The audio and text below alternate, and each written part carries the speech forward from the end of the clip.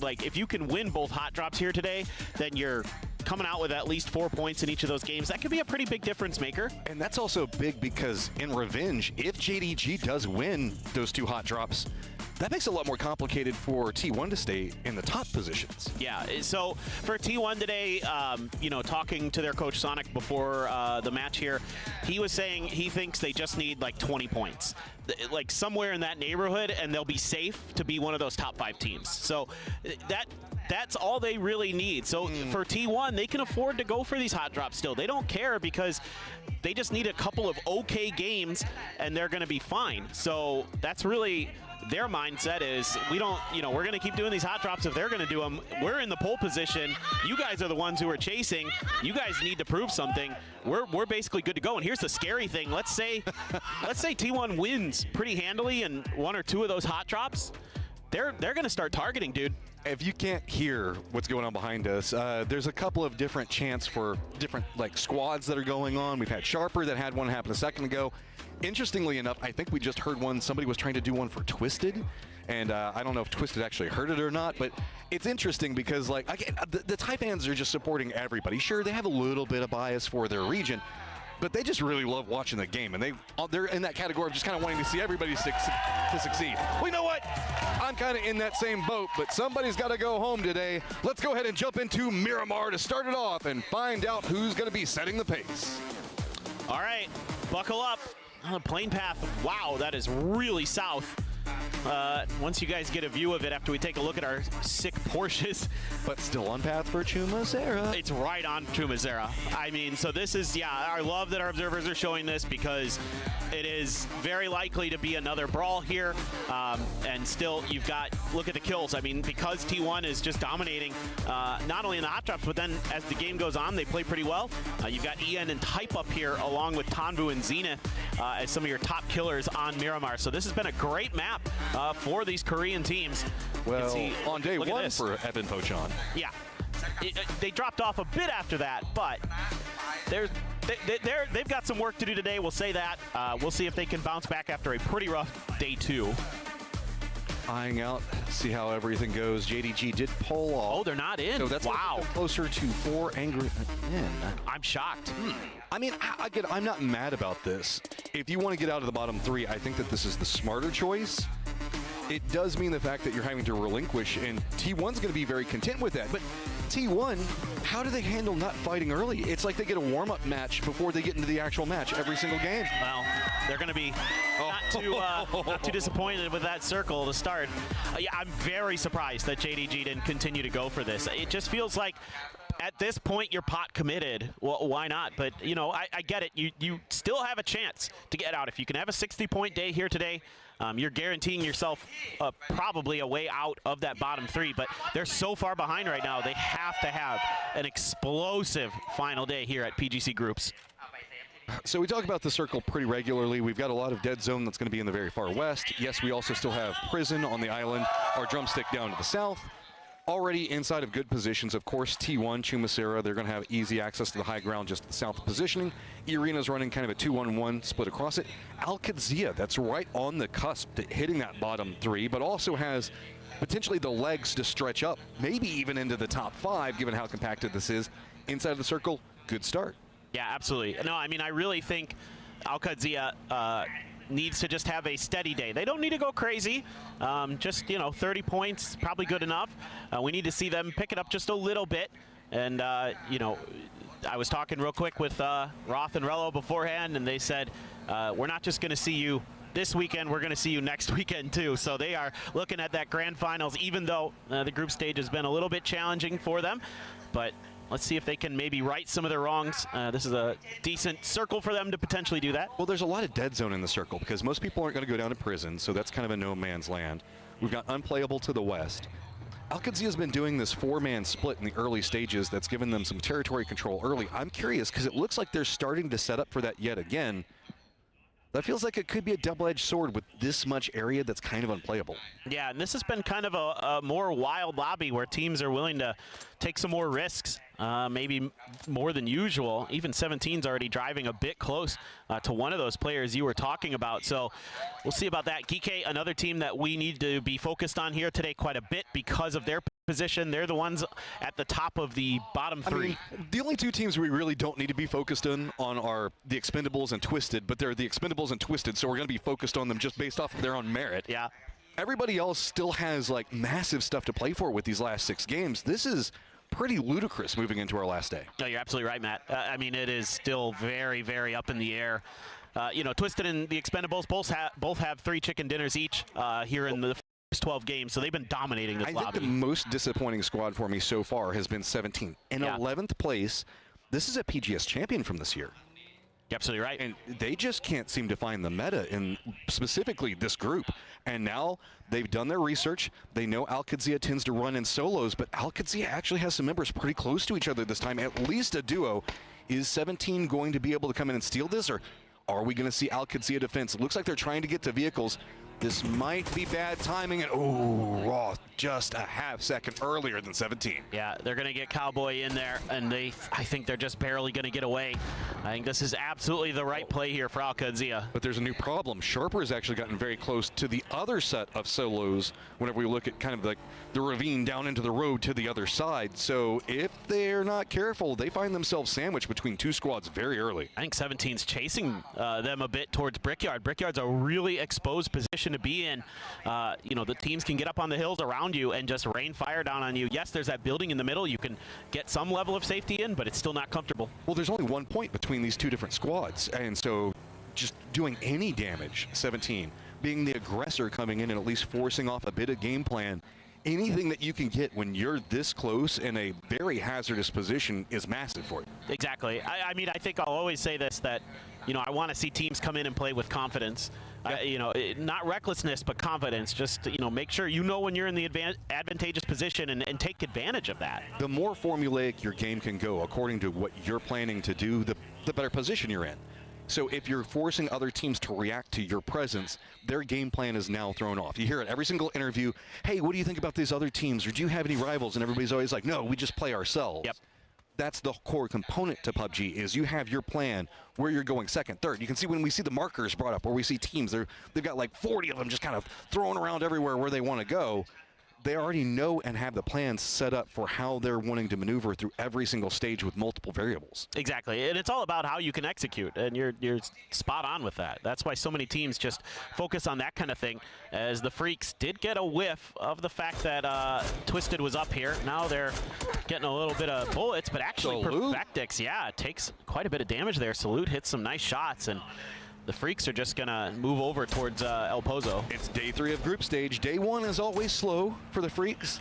Day 3 is where it goes, every point around me is mine. So solid start, hitting some damage. They are kind of gate kept, not really.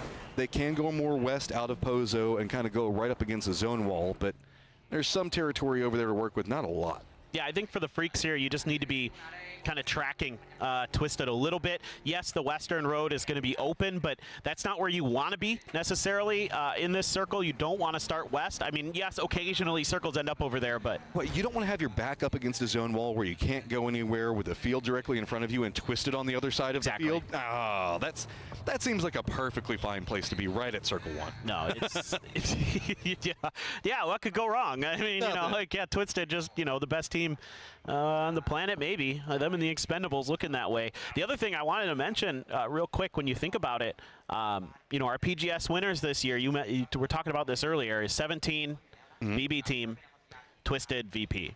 The only team that isn't looking like they're going to get that direct ticket to the grand finals, 17. And we are looking at a much different meta. We had I guess, a slower pacing in some of the earlier PGSs, very centered meta. We still have that in some regards, but I mean, we've just seen a lot more aggression in the earlier stages. You know, like the committal to hot drops, yeah, all that other stuff. But when you get squads like the Expendables in play, T1, that's a lot more on their rampage firefighting style, it's made it a lot more chaotic, specifically in the midsections. And it almost feels like 17's a bit lost inside of that. They don't know where to find their successes at. This is a squad that can fight in the mid game very efficiently, but it feels like they don't know exactly what they're after at that stage right now. Yeah, it doesn't feel like they've got the most solid plan sometimes for what'll happen if the circle hard shifts away from them, when they can't just, you know, lock it down in the center and sort of play that style that they want to play. They don't seem to have answers because everybody's so point hungry on the edges now. Teams starting to understand that you need to be fighting for that space. It's a squad in 17 that always drops middle map. But we've also been seeing a lot of very hard shifted circles. Like this circle does not have Picado in it at the start. So I feel like that's kind of put 17 in a more awkward spot where they're having to do, I guess, bigger rotates than they're used to in circles 2 and 3. I think you're right. I mean, it is a bit difficult. And you'll see them try to send it center, and they usually end up losing players along the way on those shifts you're talking about. This is a little bit awkward for Rello.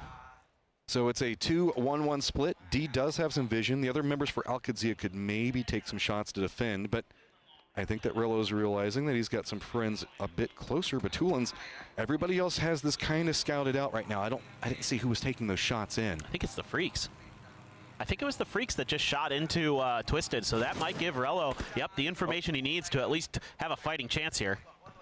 Well, should be able to run a couple of shots now coming out in support. That's going to be Perfectix very far away, trying to make sure that they at least chew Rello out of point, and that gives high ground control and a lot of vision for Twisted. And we know Twisted can exploit that. Yeah, for sure. You know, at the end of the day, Twisted would have loved the point, but it's not the end of the world. Now they've got some high ground. They're in like classic Twisted Minds position. Exactly what in the world is that? Oh, all right.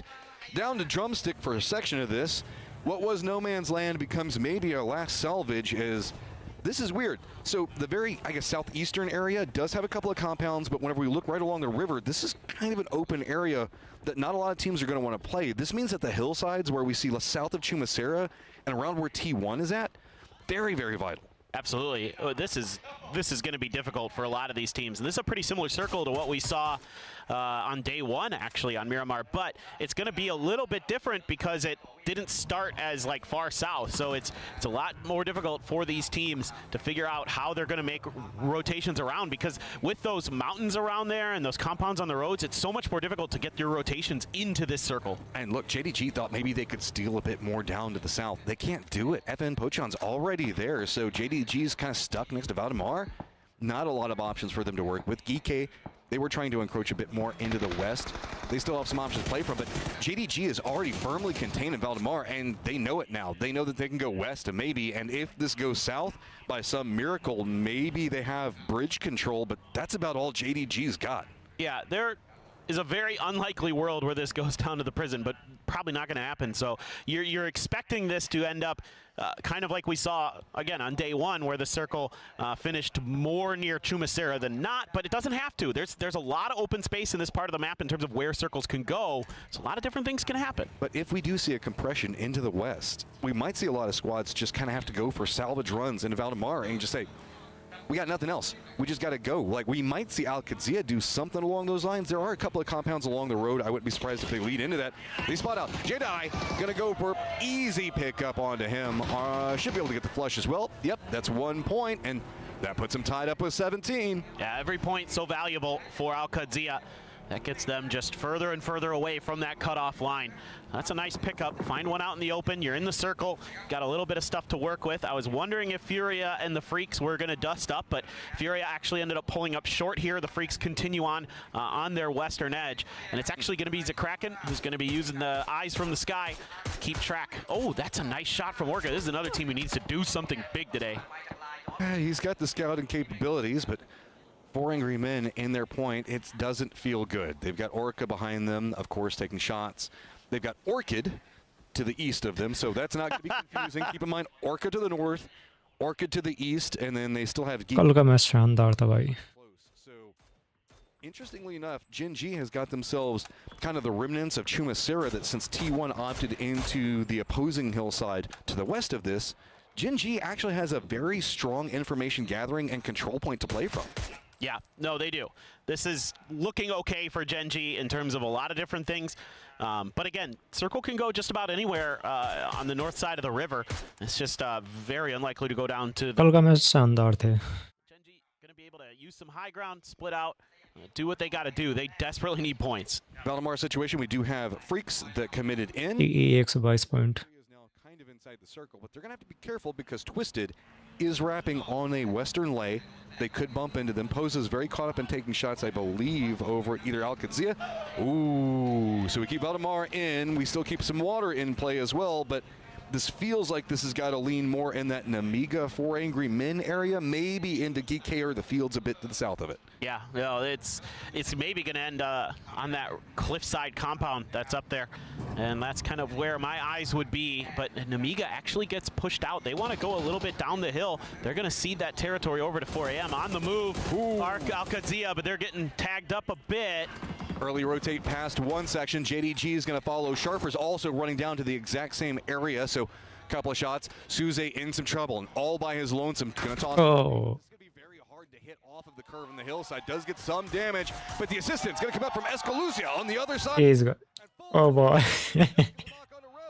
In some trouble. Yeah, they tried to crash. They felt the pressure, and there were a bunch of teams already in the vicinity. Oh no. Grenade, but he's still going to win. Roth couldn't get the shots to go. Oh, this has turned terrible. Finally, D manages to get it, but the cost is 3 members from his squad, and now he's just trapped in a very dangerous position. Well, he only has December the 12th here right now. JDG probably a little timid based on the shots that Sharper was taking in here, and as well, the Freaks are on the hunt. They need points of their own. They want to secure themselves in that top 5. JDG now being a solo. क्या support मिला भाई जबरदस्त. Oh. But Human's just better. Human has a tough angle there, and he wins that. That is disgusting. What a grenade from Cold, though! Gets 2 with it. Longhouse brutality coming in full effect. Cold all by his lonesome. Gonna go for the flushes. Remember, December 12th was going on the hunt after the last member for Al-Qadsia. New contenders approaching in Sharper on one side of this. This has gotten very, very awkward for everybody right next to the east end of Valdemar. Oh, salute. No. Got the information relayed over from DL that he had lit up Cold. So you should be able to get heaven at the very least. You only lose your IGL here as the Freaks. Not too bad. So now D and December 12th, they're kind of like, hey, we're cool, bro. We're cool. You just get the second story. I'll get the first. Everything's chill for now. We don't want to get too involved. Furia, T1, they don't have too many options about कल के grenade भाई सब जब precision थे कल के grenade फेंकने वाले टीम की टीम वाइप हो रही थी मजा आ गया भाई देखकर. They might be able to third party this fight based on where they were rotating in the blue, but opted to go a little bit more towards Valdemar, playing safe, just knowing that there's a bunch of teams fighting on the other side of the city, plenty of it left in the current circle. Kind of wait things out, plan out your next move. T1's E-end trying to find that flank angle, but he's being countered by Furia, backed off a little bit. Is that a T1 just called an emergency pickup. I'm not mad about it because now with Furia in the position below them, this is kind of hard to get out of. So you could jump over, maybe leapfrog, but note to the south, we have the Expendables. Of course, this kind of went to the direction that we were expecting. But now, the focal point where that circle is means a lot of these teams that are trapped in the city have to compress all on top of each other, and D does get the kill on December 12th. So in the end, JDG does go out, and the problems continue to mount for our team at the bottom. That's devastating for JDG. I mean, 3 points is just not good enough. It's not going to cut it at this phase, especially when you're down as far as they are on the leaderboard. T1 taking some damage there. A headshot connects, but they're going to try to drive off of this. Are they actually getting on that E-pickup is my question, because that seems dangerous. Oh, Freaks, you were just out in the open, and Perfectix couldn't quite manage to get the knock.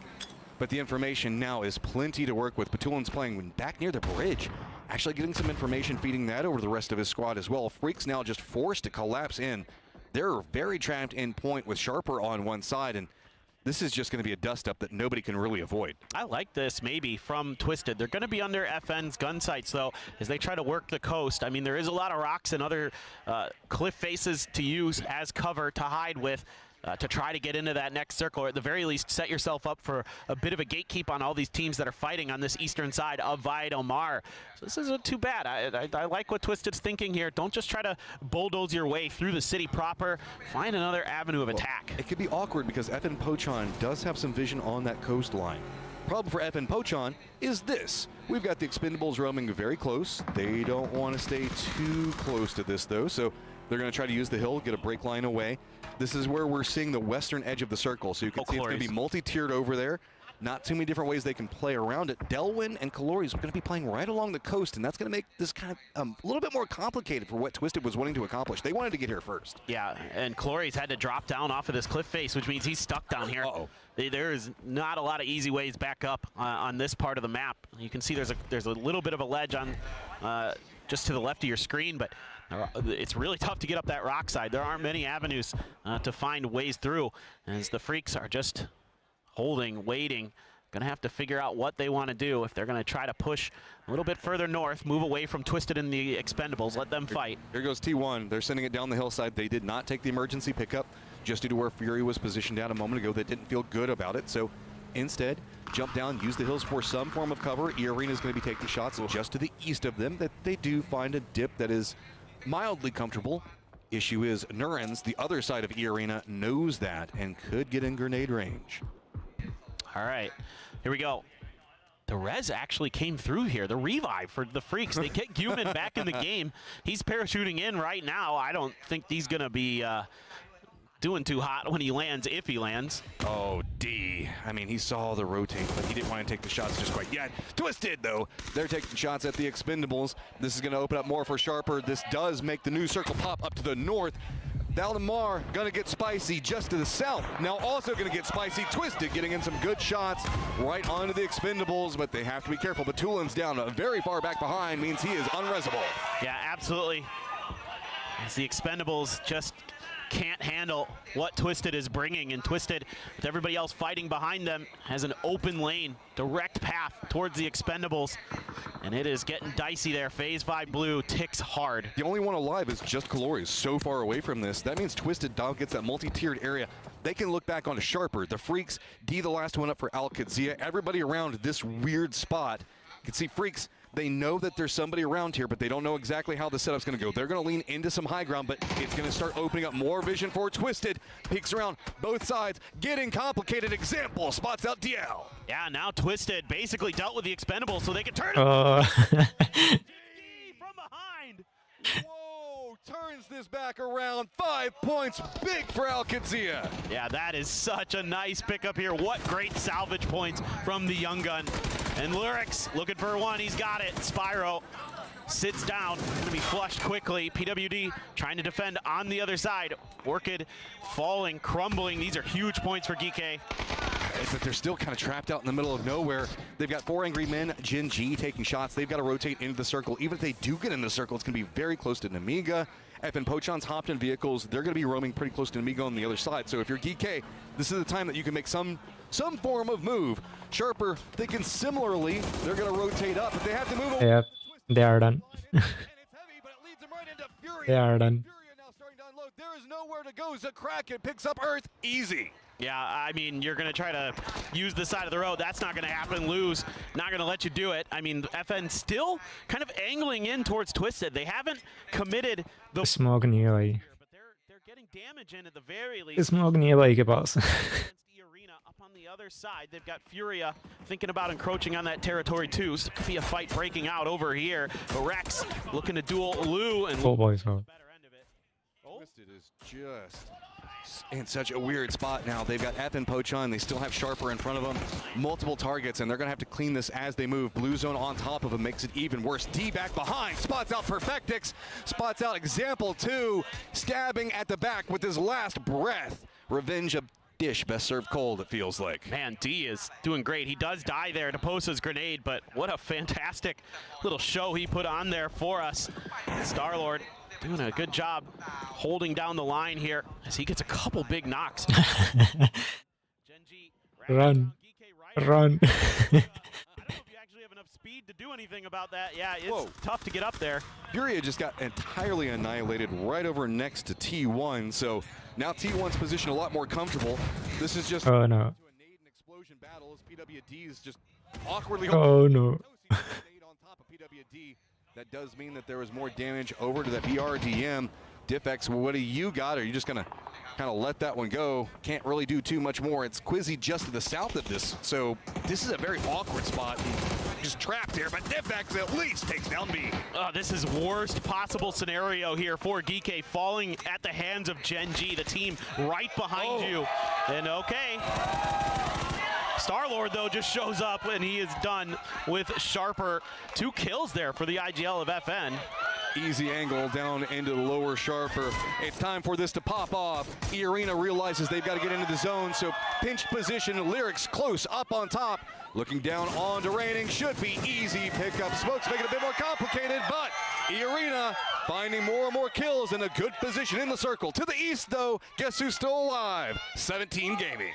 Yeah, 17, really quiet. 17 FN NMG 3 team है. Here so far, they've got a couple of kills. In 4 D and 1. They've got themselves set up for a really 4 बचे हुए हैं. really strong late game. Namiga trying to dance around Rex's shots. Rex not able to get the knock to go. Breakers looking for some damage as well, but actually 4AM connects in him. He's got the MG3. Not a lot of ammo, though. On the back of that machine gun. 7s need to be found there to kind of continue with that. So everybody's a bit nervous around 4 Angry Men and 17's position high ground. With the way that this road wraps, Gen G can kind of get underneath of it, and they're using the BRDM to do some scouting. Namiga is just going to be down below them, just to the west, using the hillside for some form of cover of their own, slammed up against it. But Namiga's got their own problem in FN Pochon. Across the circle, they've got vision. And right now, with FN Pochon very focused in on Namiga, the higher up this hillside that we see Gen G go, that's going to open up FN's vision as well. Yeah, I mean, this is kind of an awkward spot for both Gen G and Namiga. Like, if Gen G tries to peek over the hill, they might get shot by FN. Same thing goes for Namiga. They have to just hunker down and kind of wait this out. Meanwhile, FN needs to get active here on this northern edge. If they can clean out an extra player or 2 of E-Arena, that'd open up so much space for them. Well, just 2 members up for E-Arena right now, but there's just nobody around them. There's 3 squads below already out. This is a chance to start trying to get a climb back in, get a bit more comfortable in that place position. But Jacob ये मरने वाला अब. find some safety, but with just 2 members, this is going to be very, very complicated for them. The ammo starting to become an issue here for FN, and they're being a little bit more diligent with when they want to take their shots, trying to make sure that they're going to get value out of that, as Breakers looking for that Namiga player who maybe was trying to wrap down. Hello, my bad, a little bit further up. Rex spots out a Gen G player. Felt like he had an opportunity, and he almost got that knock, but there is that BRDM up there still, I believe, that Gen G can use safely to go for the heals and other things, as, yep, Orca's still in it. Welcome to a multi-tiered ending for what we're looking at. Up on top, we've got 4 Angry Men, 17 going to be pretty close to them. Then that little bit of a drop-off in the road leads to where Gen G is at. Then they've got a cliff facing that drops down into Namiga. Lower ground sections does mean that FN Pochon is really the only team that has to move, and they have to figure out which way they really want to go after this. They've sent Star-Lord over into the north, very far to the west, to see if he could spot out where maybe the E-Arena movement was happening at. They don't have it. They're trying to scout out, and FN Pochon has no easy pathing in, because any firefight that breaks out leads to a very massive crossfire, specifically coming up from the high ground. Yeah, I think the really only option here for FN is to do what they're going to do, and that's try to get into E-Arena on that western side and make your entrance through there. They're trying to spread out a little bit, again, looking for anybody who might overextend or make a mistake, but the problem for them is every other team is in the circle already. They're the only ones on the outside looking in, essentially. They got to make a move. Now that might help a bit. A knock from Bean onto Levante. Does Breakers and the rest of the crew have any idea on how they can make this push up? That just opens up more firing lanes. You can see the FN Pochon was trying to see if they could peek up, but Gen G took the shots.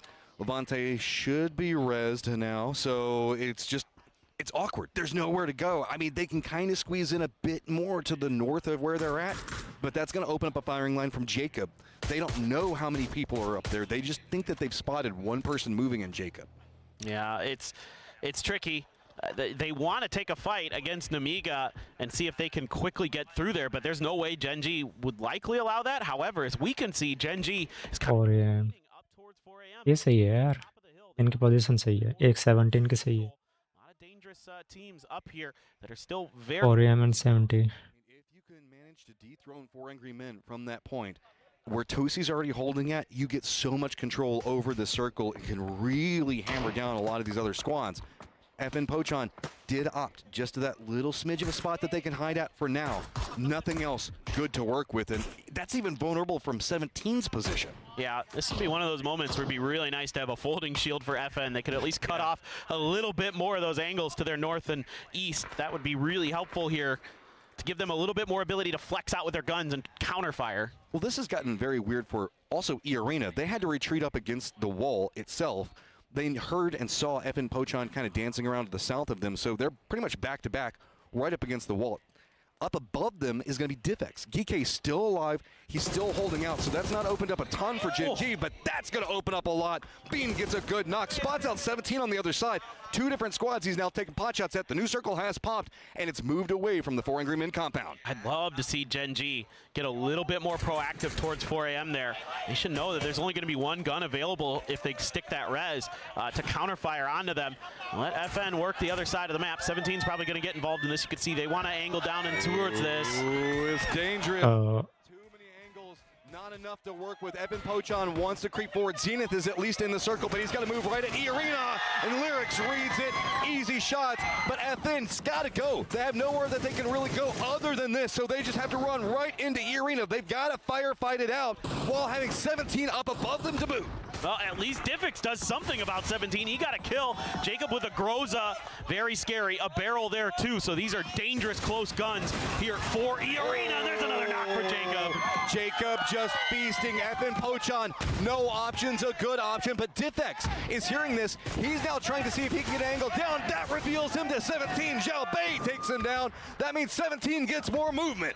Yeah, FN really wants to get this revive. Oh, boy. Does some damage, no knocks, no Lyrics, very low. Doesn't matter, Jacob with the Groza. Just raining terror. Evan Pochon out. On the side of this E-Arena, where do you go next? On top, 17 popping off, finds themselves 4 Angry Men all gone. This could be a huge game for Gen G. Potentially give themselves some hope, especially with 4 AM going down, to get out of that bottom 3 position. They're still a bit away, but if they can get through with the chicken dinner, they might get past 4 AM on the leaderboard. Still some work to do here uphill. Jacob continues to thrive. Just vibing in a terrible situation. Namiga backs up against the wall. They have the exact same situation that what we just saw going on with I saw 8 kill. Little Ghost lines up. Does he know exactly where Flame is? This is a hard shot to hit through the smokes. Got to be careful. Molotov's on the other side, but Jacob, Lyrics doubled up. Continue. Just Jacob, the last one up for his squad now. Has to be careful. Orca, though, gonna throw in some assistance. Orca, nice job there, finding that tight angle from above and connecting, getting that knock onto Hello My Bad. Lil Ghost still hunting for a target. Would love to make it Gen G here. They're still 4 strong, but he's getting lit up. And Jacob still getting it done. He's got work to do up on top. Gen G getting more control. Zhao Bei's got to be careful. He's got a lot of Gen G members around him. Jacob on the other side. It is a 4v1v1. Jacob finally goes down, and everything leans into Zhao Bei. बढ़िया खेला यार लड़का यार. And they've got it. The win here for a team that had 9 kill देकर गया भाई साहब.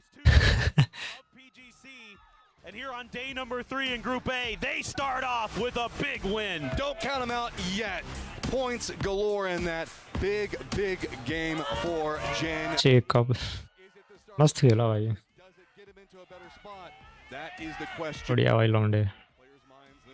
They played that so well, Matt. The way that they were patient, found that knock on a 4 AM, used that to kind of start 4 AM के पास बढ़िया advantage था. लेकिन वो knock होने के बाद में सारा कुछ खत्म हो. Jacob. Oh my God, Jacob. Jacob. Jacob the beast. भाई साहब कहाँ से कहाँ लेकर गया लड़का. 9 किल भाई 9 किल. लास्ट टाइम पे कितने किल निकाले? तकरीबन 5-6 किल निकाले लास्ट टाइम पे लौट.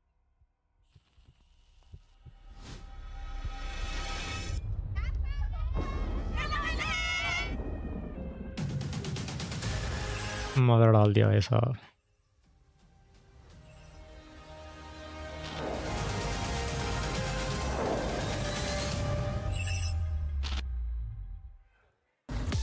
It's when your back is against the rope that you have to stand up and ये कितना क्लोज था भाई ये scene. They come away with a chicken dinner to start the last day of play. Is it a grace to the finals? Maybe not, but does it possibly start the path to survival? I think so. one of the most legacied orgs here in PUBG, Gen G. We were hoping for them to step off, and they did early on. And you know what? This is absolutely the most perfect start for these guys. Yeah. Imagine this, right? You're in the bottom three, like, guys, we gotta have an insane day. Yeah. And to get that in the first game, the morale boost, the confidence boost, everything is gonna be on a whole new level for these guys. So I'm actually at this point, I'm like, yeah, Gen G's gonna survive. The question check आपके दिखाओ यार top 5 games. Imagine like a ये आ गया that could put them in there. Because that mix is relatively close. And on top of that, the confidence boost wise, this was a very tough circle to play. The shifts to the south, not a lot of availability. A lot of people coming out of Valdemar and having to struggle in doing so. Then we get to the high ground fight, and it was just absolute chaos. But Orca up there put in work. I will say Jacob was a shocking poltergeist in this game. They gave him a Groza, and he, I think, top damaged the lobby. Yeah, Jacob looking too good, man. It's again a arena. Always in these situations here when we have 2 players left, they're able to salvage so much here. And yeah, Roth super happy. D, man, the water. I think that's a 6-point salvage to them. They tried to make a huge send here. They crashed onto one of the JDD buildings. There's admittedly only 1 player alive in there, but he made the most of it. Did he kiss him? He did. He's got a little picture of Roth next. So Roth sits on the far side of the lineup, so he wants to make sure that he gets to have a Roth next to him as well. I love that, But you're right, the recovery of D, as far as fresh young players, QAD has brought 2 of them out at PGS. They're here as well. They seem to be developing very quickly. D has been exciting to watch. Quiet in real life, loud in game. And that kind of recovery, you can't speak. Like, they lost their tires going down Valdemar. The fact that they managed to recover and him get so much was really, really And the impressive. triple nade on Freaks as well. That must have been deafening for the rest of that team. So yeah, a little bit rough one. It's always तकरीबन 5-6 किल निकाले Jacob ने ना third circle pop. You can see, especially with the water, how it's going to go. It's going to go in the east side, but it's in a very interesting area, right? We have all these ridges, insane terrain, insane elevation. One of the compounds was in for longer than it should have been, but Gen G made the most of it. 18 points in this one here, but E-Arena, 9 kills on the back of Jacob and Larry's. Massive one for them. A little bit of a surge for 17 as well. They're able to get double digits here. 11 points to go their way, Toffees. We're talking about it. 17. One of the teams that have 1-2 PGSs in the P. और They're a team that should be fighting अरे यार for पास बढ़िया advantage था high ground का currently trying to fight for right now, potentially gets into the top 5, but survival prior to this game. I mean, 17 is one of those games where we go, are we getting good 17 or bad 17 today, right? And so they showed up, they got 3. Maybe it's a good 17 day. I want to see what they keep putting up. E-Arena, great game. Obviously, the hometown audience, very happy for them. But for me, it speaks to Gen G and just how popular they are, as you brought up, in terms of global appeal. Because when they won, the stadium here was dressed exclusively in Thai jerseys, cheered for them. Yeah, and E-Arena here now jumps up to 86 points. Again, we're talking about this hypothetical cutoff. It's going to be, again, it really comes down to Expendables, Twisted Minds. Are they able to also pop off? Are they able to get, you know, the 40, 50 points plus that we know they're capable of? It could be lower, but I'm seeing somewhere between 120 to 130 is going to be the cutoff or the safe point. Now to pivot to the bottom, Gen G so expendables. And what that really does is it puts 4 AM in a dangerous position, because if they drop down below that 14th line as we finish Miramar, there's a world where T1 says we're hunting them from now on, and it gets a lot harder for them to push advance. Are we cutting JDG off already, saying, okay, guys, that's a... Are we cutting who off? JDG? Who? The guys that's 16th. Oh, yeah, those guys. Yeah, that's what I meant by that. Yeah, I think we are, because, again, they drop in. They avoided the hot drop this time. They were smart in doing so. And they're actually close to the circle. They actually had better prio than if they were fighting and delaying both of the teams. But 3 points is not going to get you there when you're starting out with 17, right? You have to have bigger moves. I will say that about this game.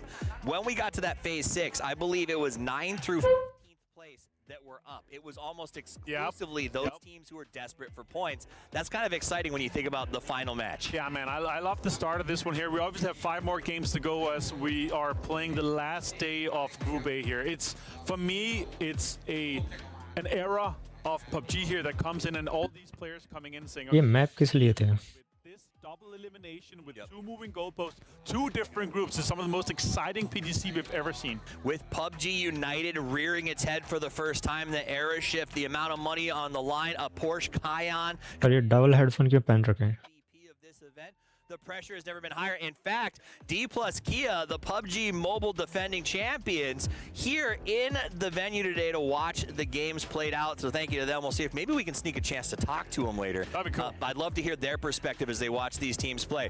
But this is for all the marbles, our last Dusty Dunes for Group A. Let's get ready to... Oh, hold on. Okay, it sounds like we have a little bit of a tech issue, so we're not going to get ready to rumble. We're going to get ready to hold on. Wait, that fantastic situation. We get time. We get more time. I'm not mad about it. Awesome, I love that. So a bit of an equipment issue. So I want to pivot back to T1 because what we saw in that was the hot drop avoided them. Yeah. And then from that point on, it felt like they had great placement, really smart movement. They look good. Let's talk a little bit about that, right? Because we had this last day here. JDG actually stated we're going to go and we're going to commit to the hot drop. They don't care. But that was all bluff. It was all bluff. Equipment issue. Fix करो भाई. क्या कर रहे हो? 95 points before the day started, right? And you know, on top of that, like when you're that far in lead, why would you contest someone that's already looking like to be going directly to the finals here? The thing is, for me though, once you're these top teams, right? Once you're this deep and potentially now with Twisted Minds, T1 and potentially Arena, what's your pivot into what you focus on, right? Because you potentially could be looking at 3 teams you can help eliminate that you will not be seeing try to fight for survival on last chance stage or even in the grand finals directly. And that should be your sole focus. You should say, okay, this is teams that are directly challenging our paths into the circle. Some of our drops is they're too close to, or they're taking a compound or a car that we are fighting for. That should be your sole focus, especially once you feel way safer, right? And currently, I would say it's only TE and Twisted Minds, so Expendables and Twisted Minds that's in that situation. But once we go through the day, once we develop a little bit more, and I would say once you're like 110, 120 plus, that's where your focus should be on. And you can slowly do it once you're through the games, right? Like tactical third parties, tactical, some of the gatekeeping situations, especially on the harder shift circles. Well, I think you also take a look at the fact that the last 2 maps are the grassy patches of the Wrangle. We brought this up with Miramar, right? It's a tough circle, but there's a lot of places to hide. There's a lot of places to disappear too. That doesn't exist in the grassy pastures. So if you let yourself fall to the bottom of that board and put yourself in a position to be hunted by a rival, there's not a lot of options. That's where we see our traps. That's where we see our bridge camps. That's where we see some of the most frustrating moments and chaotic moments in PUBG. Yesterday was a blast when we got to Wrangle. I expect it to be like that again. So Sharper brought everyone out for this one. It has worked in their favor, but I think E-Arena also benefiting from this as well. Jacob looked good, but the White Rabbits over the course of the last 2 PGSs and this start of PGC have looked like a very strong team. I mean, the home crowd advantages should be flowing through here. I want to see more from Sharper. It's awesome. They have huge amount of support from the crowd everywhere. We see them in game. They're screaming. Even though they're dying, there's screaming going on from the whole crowd here. So that's awesome. And in general, what so far today here, I want to see these teams pass that triple-digit mark as soon as possible. Because once we get to the Wrangle, as you said, it's way more calculated. It's way more figured out. Way more challenges, so now is the time to make the moves that guarantee your spot at the PGC 2025 Championships. The chance to raise the trophy. Screen में घुसा बैठा है. Keyboard कितनी दूर कर रखा है screen से. It's the Dusty Dunes. Let's send it over to Matchroom and pop. Miramar. Game start. Dang. It's time for the last Miramar of Group Stage A. What can they manage to do? Match 14. Group A. Miramar. This is less bad in terms of the playing path, for sure. Or less good? Or less good, yeah. However you want to look at it. This is going to be a little bit tricky, though, to see. Okay, JDG out early, so they're not going to be contesting Chumisera. We thought maybe for sure it would happen, but it did not. And T1 just going to be sitting there pretty. Alcazia heading over towards Monte Nuevo in their area. JDG's situation just got that much worse with Jin G performing in that last game. Oh, yeah. Now it's so much crazier, and it feels more and more isolated down at the bottom of the leaderboard. No, you're absolutely right. That's for a lot of teams there around that bottom position. Seeing Gen G come out and start with a win is scary. It's got you on pins and needles for sure. The arena's in Partona. Is that a prediction for where the circle's going to go? No, I like Partona. I think it's fun. I do too. Circles can go there. It does happen. It's such a cool place to fight, but we just never see it. I know. It is. I've gotten, I think, 1 or 2 down there. Well, I got 1 down there as well, like before it changed to Partona, before they redid the map a bit. But it's pretty unlikely, unfortunately for us. It's west again. Hey, did you like that circle? Same thing yet again. Oh boy. Just a smidge, and maybe a little bit more west. But not that different. Odd or EA. If you like what you saw in the last game, it's going to be pretty similar. Of course, T1 strong G1 भी circle में है.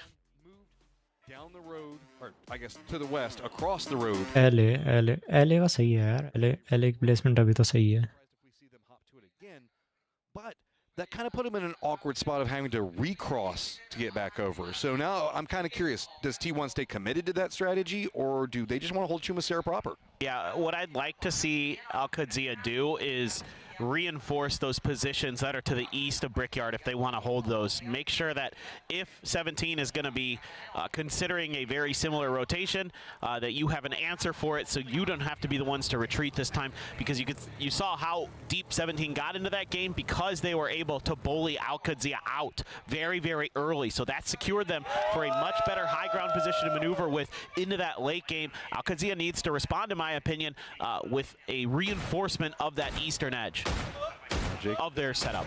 Jacob doesn't look like he's done yet. He's going to at least let T1 know, hey, we've got some control just to the south of you. T1 is being a bit greedy, but in a good way. They've got now the hillside. Looks like that's going to be where they stop at. So let's kind of get an idea on what's going on with type and the mindset of T1 now that they don't have these hot drops. PC 시작하기 전에 좀 게임 즐기면서 재밌게 하자 했는데 그거대로 좀 잘 된 것 같아가지고 좀 못했을 때 멘탈도 안 터지고 잘한 것 같습니다. 일단 게임 즐기는 게 가장 중요하다 생각하고 3일차도 1, 2일차와 같이 똑같이 즐기면서 재밌게 게임한다면은 그랜드 파이널 진출은 문제 없을 거라고 생각합니다. 그리고 증동 게임이랑 포엠이 가장 견제되는 대상인데요. 그 두 팀만 견제하면은 어떻게든 좋은 성적 낼 수 있을 것 같습니다. Just have fun. Easy. That says a lot about the mindset. We talk about like how serious Sonic is and everything else like that, but on the other side of that, the T1 players are very lively squad. Yeah, they are, and actually Sonic, it can be pretty funny. He looks serious, like He's when made me laugh a lot. Oh, all the time. He's funny, but he's you know, when it comes to the game, he's dead serious. Like he is one of the you know, most intelligent coaches in our game. Obviously, he's a PGC champion with Danawa. Now here on T1, has flirted with a second one last year and continues to bring really good results for T1 overall. TE के पास अभी भी 122 point है. Tremendous. सबसे high. He looks serious whenever you see him on camera, and he's maybe chewing out the players a little bit. He's got that kind of good cop, bad cop look inside of him anyway. His love language is angry dad face. Right? That's just the best way to describe it. Regroup that we see, Sharper had a very good way to get into the circle to the west. Then we also do have a sandstorm that's kind of brewing over to the west that might cross over Al-Qadsia. We'll have to see how that goes. 17 is moving into the lower ground section of Chumacera as T1 did opt into a kind of 2-2 split where they're holding high ground and the lower grounds next to the road itself. JDG is going to find a wrap to the south, feeling far more comfortable. T1 doing a long wrap around Los Leones. We have seen two modifications that are quite major. Looking at this, Namika is coming in a long wrap from the north, now on the western side, closer to Sharper. We saw them come down from the southeast last time, and now Twisted is playing to the east of this. Yeah, one interesting little wrinkle here in this equation is 4AM is going to be coming in a lot later because they didn't have to take an alt drop off this plane path, so they are going to be not able to find one of those compounds early that they would like. And E-Arena going to be one of the ones that steps up in that spot. Sharper looking for the tires. Thunders. Can he get it? I don't think he did. Oh. Really open sight line for a long period of time. Makes the switch over, and Sharper does a good job in at least corralling Namika. बच गया ऐसा भी है. Yeah, I mean, Sharper is, you know, they're always active at the very least. I appreciate the way this team just kind of wants to fight. They want to take some good moments. They're looking for opportunities, and they've been capitalizing at times. And 71 points, and yeah, that's a work of art. It's screwed. And now 17 has to just send it and go right into T1's position. This has gotten really weird. Raining, holding the line on one side of it, but Heather's got to hold it close range, and he has a tool to do it. Oh, that's huge. This buys a lot of time here for these rotations to come in, get the little backup. Oh, Heather there is thinking about a grenade. Has to throw a little bit of util at that door. Would have much rather had the shotgun in hand. Could have maybe found a knock there, but at least going to back 17 off with that blue zone. there's a lot of ramifications. T1 had to move into the lower sections with multiple members. Good shots. See if they find peak. Oh. Type comes in. Reinforcements at the exact right time. All high ground 17. has been surrendered to go after this lower ground fight, and that's opened up the circle for a lot of these teams to rotate. Yeah, it's actually Roth there. Gets the flush onto EN. Gets knocked in an uncomfortable position. And so T1 will lose one player.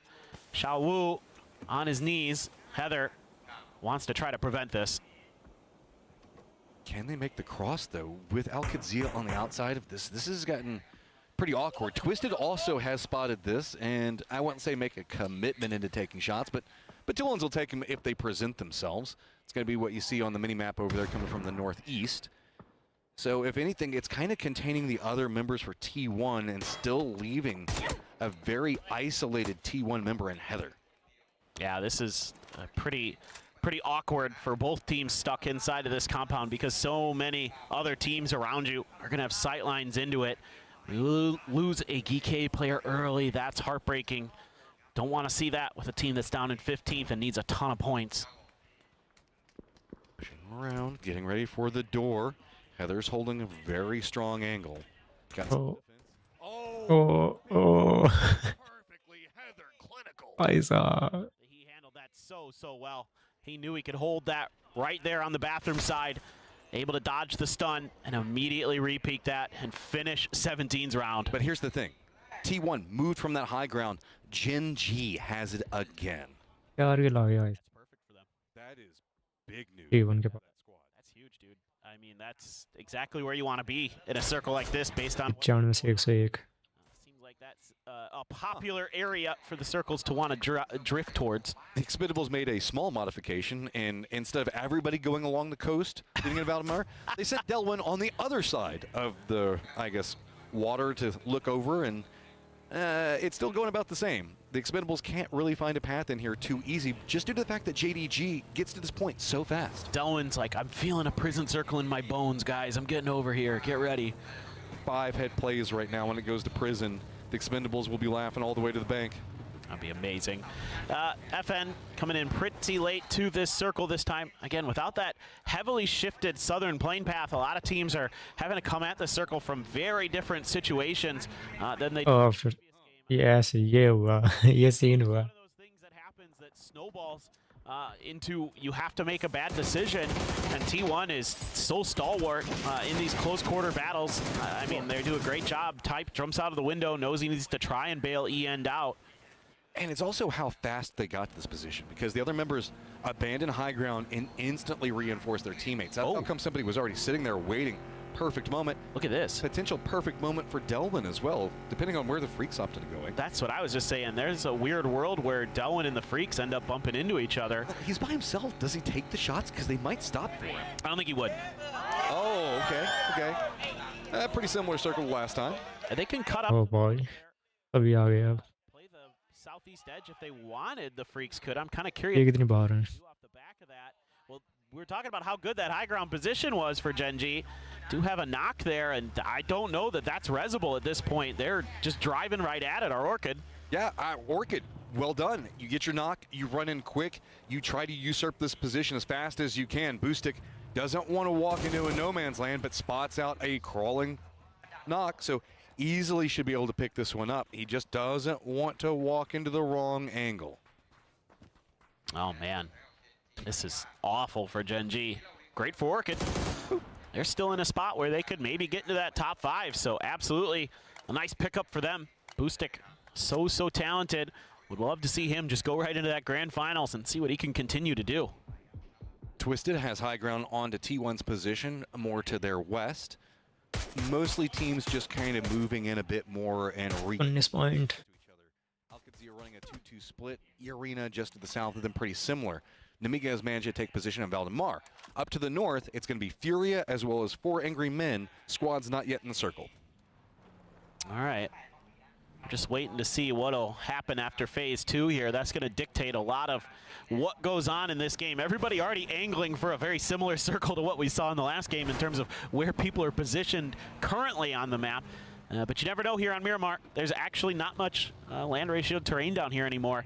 So it's really just the river that matters for where the circle can't go. And FN is going to be driving right through Gen G. Well, I mean, if it works, it works. If it doesn't, it's going to be pretty bad. Tosi realizing he's maybe in the worst of the spots. Oh no. So sneaky, peeks it the perfect moment. Easy knock, but it's just too many members chasing after. FN Pochon, though, more vulnerable, has to go to the dip for the reses. Yeah, I mean, Twisted Minds from their position can fire on so many different teams, and Gen G, well, they're angry. If he gets his nade, that's a little cubby. If he reads this right and drops it on top of him, easy pickup with nades, but Zenith's gonna defend. Oh, Zenith, though, can't get any damage into Bean. That's to go right down. There's that grenade you're talking about. Oh, go Oh. too far. How does the next one? A bit too far to one side. Follow-up gets stopped by the Oh, ye wala. Oh. comes up, but issue is Boostic gets the knock onto Flame right as he gets the double knock. Yeah, and Rex is just trying to figure out what the heck's going on around him, and it makes it easy for Bean to come around on the side. And FN's going to lose 3 players. Star-Lord was trailing well behind this. Opportunistic from Gen G, but they had to be. Orchid wants more, realizing that there's vulnerabilities up here. They want this high ground, and they have an opportunity to maybe take it. Lurex is going to be the guy that's sneaking up here, realizing that whoever is here is in shambles. Yeah, Star-Lord needs to play safety, and Gen G committed a lot to go for those. They only get 2 of the kills, so some of them get stolen, and I would assume that Orchid is just going to wipe out Bean here. He's all on his own. He is isolated, and he's trying his best to get the heck out of there. There is a dust storm. That's a great timing, potentially. Oh, but he gets tagged right as he falls. Oh, and then the new circle pops, and it goes south yet again. Yep, right in that same vicinity. So this time the Freaks in a nice spot. We've seen them here, though, in this almost exact circle before, and they couldn't really do much with it. So I want to see what the Freaks are going to change previously. Compared to being in a very similar situation. JDG going to be 4 stacked in a compound there, so that's going to be something that they can't really do anything about. Batulins are going to get the backside of Sharper, but able to escape just in time as Thunders. Looks like Ian is going to be rejoining the rest of the squad. Should be fine. Notables that we need to look at. The Freaks get southeast control over the circle. The Expendables, kind of southwest. They've got the canal that they're playing around, so that should be fine. Namiga's holding the outside of Valdemar, where we can see that Geekay as well as Sharper might be approaching from. The 2-2 split from Alcadzia is still inside the circle. Very awkward. E-Arena has regrouped, and Orchid has left their high ground and gotten very close to them. T1 gets the revive onto EN. That's going to open up an opportunity for 4AM to drive past while they're waiting for their comrade to get back on the ground. So Heather looking to do some damage, but not really connecting there with his shots. Oh, GK, bad neighborhood. Oh. Hello, my bad. Feels pretty good about taking down Spyro there. Easy pickup for him to find, but we still have a couple of squads tailing in back behind this. I want to keep an eye on. T1 is in some trouble, maybe in their rotate, maybe even Twisted. Yeah, Twisted is going to have to drive through Sharper, and Earth is actually going to see them driving by, so he's going to be able to relay that information over. Bean! Oh, Bean! Tries to make the hero play happen, and once he goes for the flush, Tongmu peeks it back. Oh, Bean. A nice try. Again, such a difficult position to be in. 4AM, though, now hurt, wounded. Is that going to be the go signal for Alcadzia to try to do some damage to them? Type. Oh, he's got Star-Lord out there, but they're both pretty weak. Oh, it's raining, actually, who gets the kill for T1. So FN goes out early. Look at this. Twisted just takes the bridge. They realize that it's going to be too congested over into the west and the north, so they're going to wrap around. That's going to put them a bit close to Delwyn, but you can see Alcadzia in some trouble. Multiple squads, and Sharper, E-Arena, 4 Angry Men, and T1 all taking a piece. Yeah, they get caught trying to go for 4AM there. They opted to see if they could punish those knocks, and instead they're the ones who were punished. It's actually going to be a few players from Sharper.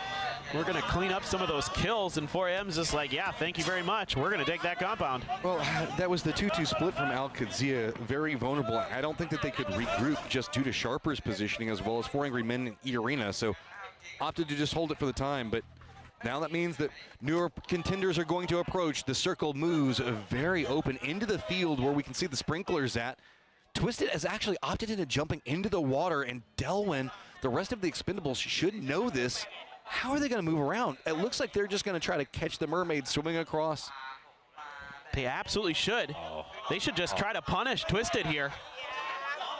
This is going to be really bad for Twisted. Oh, he knows. They don't find somewhere. Oh, Delwyn's so smart. He knew there'd be an anchor, or maybe he'd already seen Batulins there, but this is... Well, he spots the three. He knows. Here's the shots. Batulins. Are you going to play this aggressive, or are you just playing anchor? Kalori's actually spots Batulins across the other side. He's containing. Spindle's in so much trouble. Delwyn's going to... हो गया भाई, knock हो गया. Tanvu has the beautiful angle. Example fires it back, though. Oh my God, Example is just too good. He has to go back in the water, though. Delwyn's still able to free fire from that angle. Duckjuice wants to go for the grenade. He's getting lit up by Batulins a bit. Nobody can really get the knock onto Batulins or Delwyn, and they're just raining damage in. Delwyn's position is so fortified. Nobody on Twisted has clean vision, and Batulins is still just caught up, trying to make sure he can shoot the other members for the Expendables away from the high ground, but it's come at a massive cost. Yeah, great setup there for the Expendables. That's why you leave that player on the other side of the bridge. Continuing with their reign of destruction is T1. The more points they get in this game, the more likely they are to just be going straight to the grand finals. A little bit of a drop down there, but the vehicle's on fire. They're in trouble. There's nowhere to go, and Namiga just rolls right through him, picks it up. They've got to continue their path into the zone, though. Still has PWD on one side, T1, 4 Angry Men, and Al-Qadsia on the other. Big firefight happening to the north. Oh, the T1 is trying to fan out a bit. They're going to leave E-End on point. They lose Type to 4 AM, but that's a freebie. It should be for E-End, indeed. Heather finds a knock on the backside.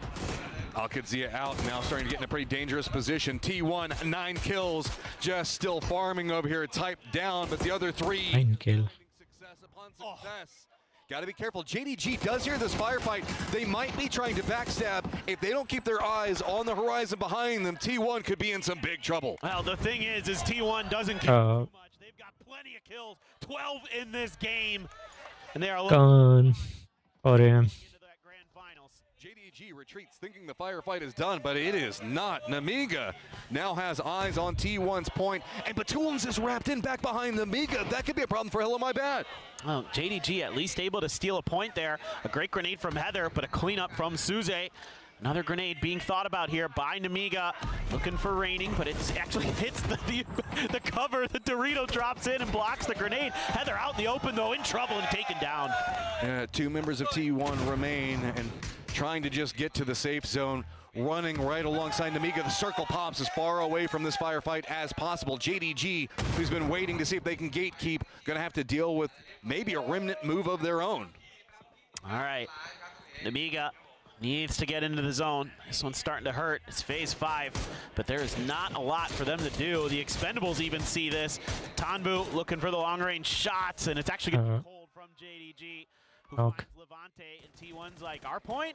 Nope, it gets taken by Tanvu. Tanvu unrelenting. T1 though, 12 kills. Trying to survive. This is going to be very hard. Leosh still alive behind. PWD just to the south of this. The Expendables have path into Circle. Cloris is going to go ahead and opt for it.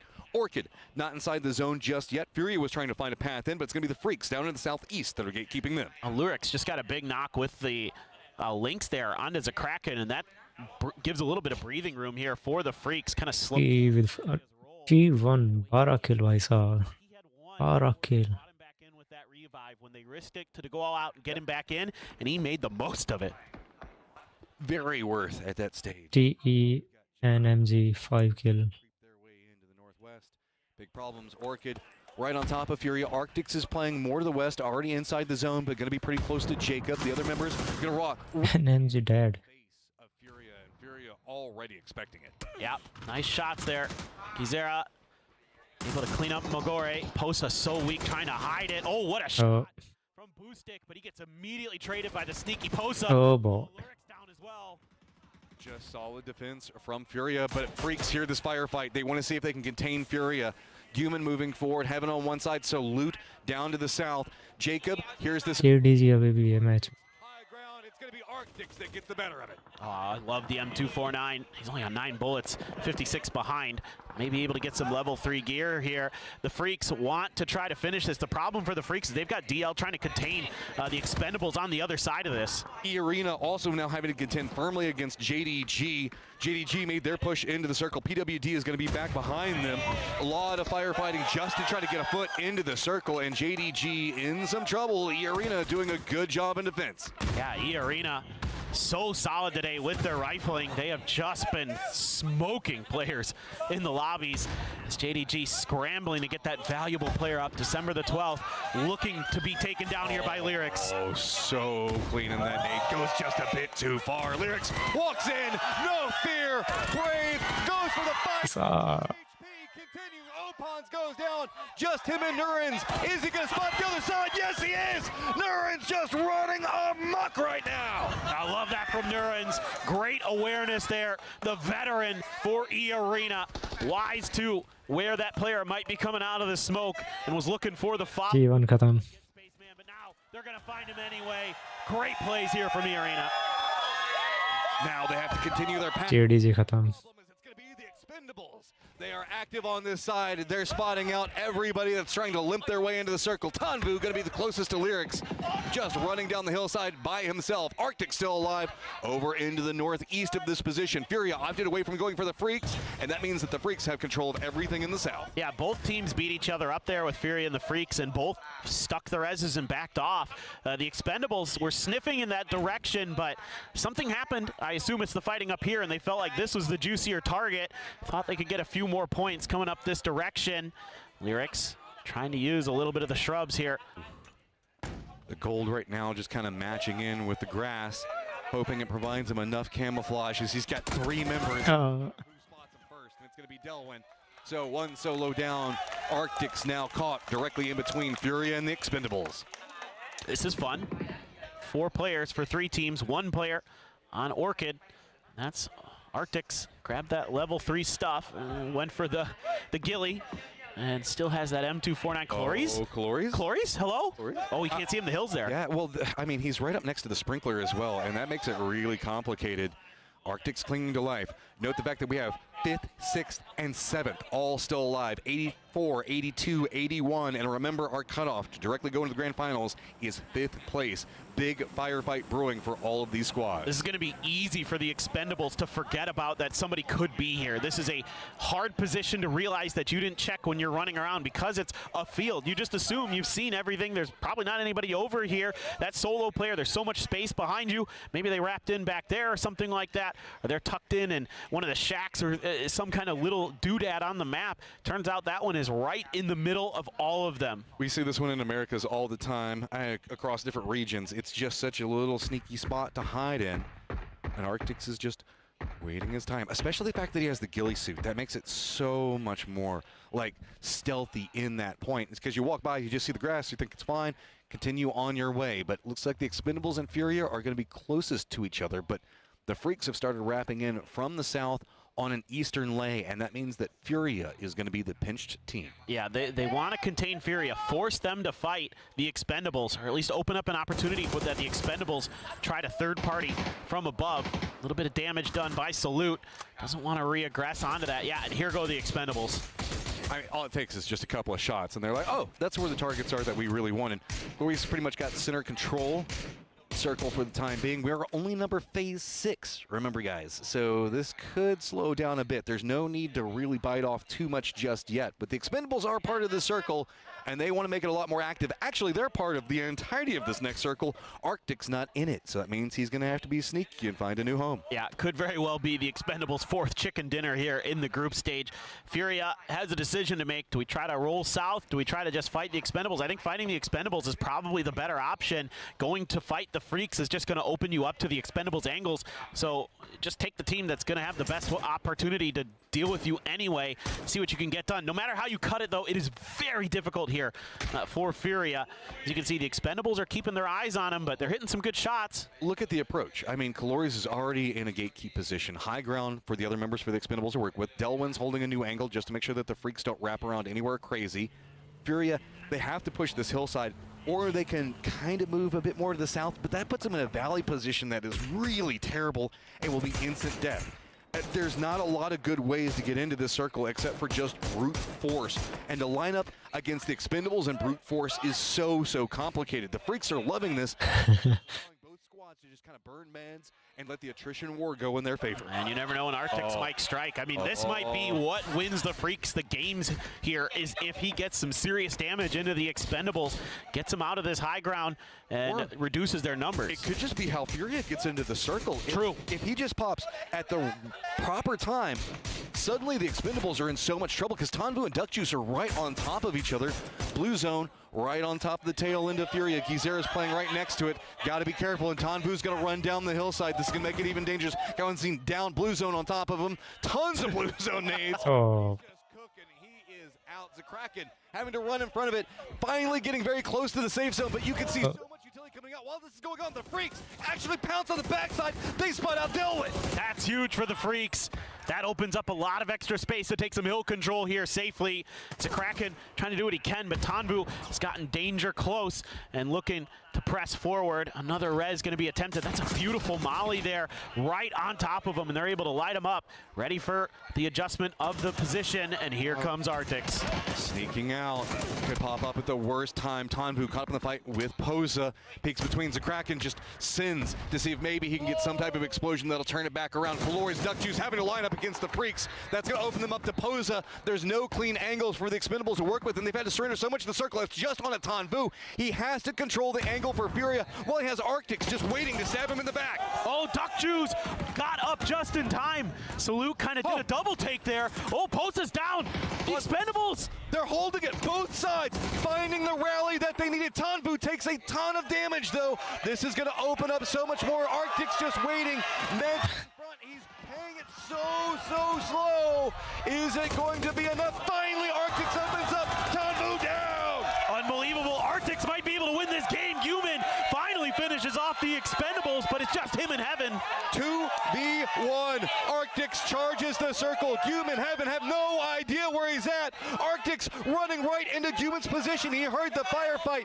The nade goes a bit too far. That's going to give at least the Freaks something to work with. The Freaks here need to find a way that they can guarantee a trade, even if Arctics finds the knock, and Arctics going to reposition. They knew where he was at. Did they see him? Yes. He's in trouble now. Two different angles. He's outside the new safe zone. Freaks just surrender the angle, saying, no, we know how you have to approach this. We're just going to go try to see if we can set up a crossfire. Arctics trying to see if we can get some utility out. Not watching to the left could be a big problem as there's some dancing going over there from Heaven. Arctics creeps in. He is now inside the safe zone, just a foot in. Opts to go in the reload. Man, he's got near nothing to work with. Those smokes actually give him some opportunity to make this wrap down this hill. Maybe that's all according to plan for the Freaks. They'd rather fight from the position they're in and force him down into that spot. Maybe them trying to bait it a bit. I'm not too sure, but for Arctics, he'll take that. Human still watching the top of the hill. Heaven as well. Arctic's trying to be as sneaky as possible. He is just full on espionage mode right now. This bit of a dip in the hillside does mean that there's a valley on the other side, and the other members for the Freak and Human can't really get good sight line on it. Instead, he's going to opt very wide to the east. This is a huge fight because look at their placements. 5th right now for the Freaks, 6 for Orchid. Whoever wins this is going to be sitting pretty for going to that grand finals. And the other one's going to be kicking themselves. Just what does Arctics even have to work with? 39 bullets is not a lot whenever you just pull the trigger on that gun. Goes for some type of shot that's going to reveal 2 different spots. At least some information on the other side. Can't connect down 27. Just trapped on point. No good peeks. And you can see now on the other side of it, Human has that tree to go for a more aggressive peek on Arctic. Still not done. Realizing maybe he can sneak that other angle. Wants to try to go for the hero play. Peeks the... Gets a lot of damage out. Doesn't matter though.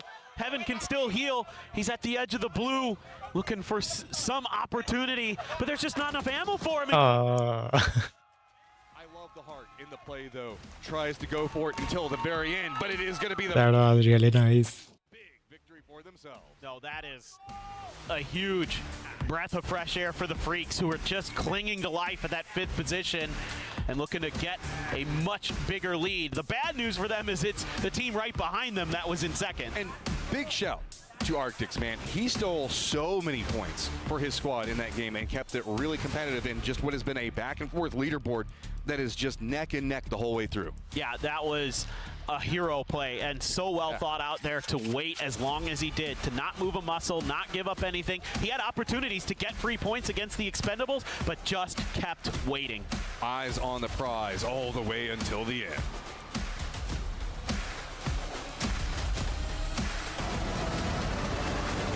That was nice.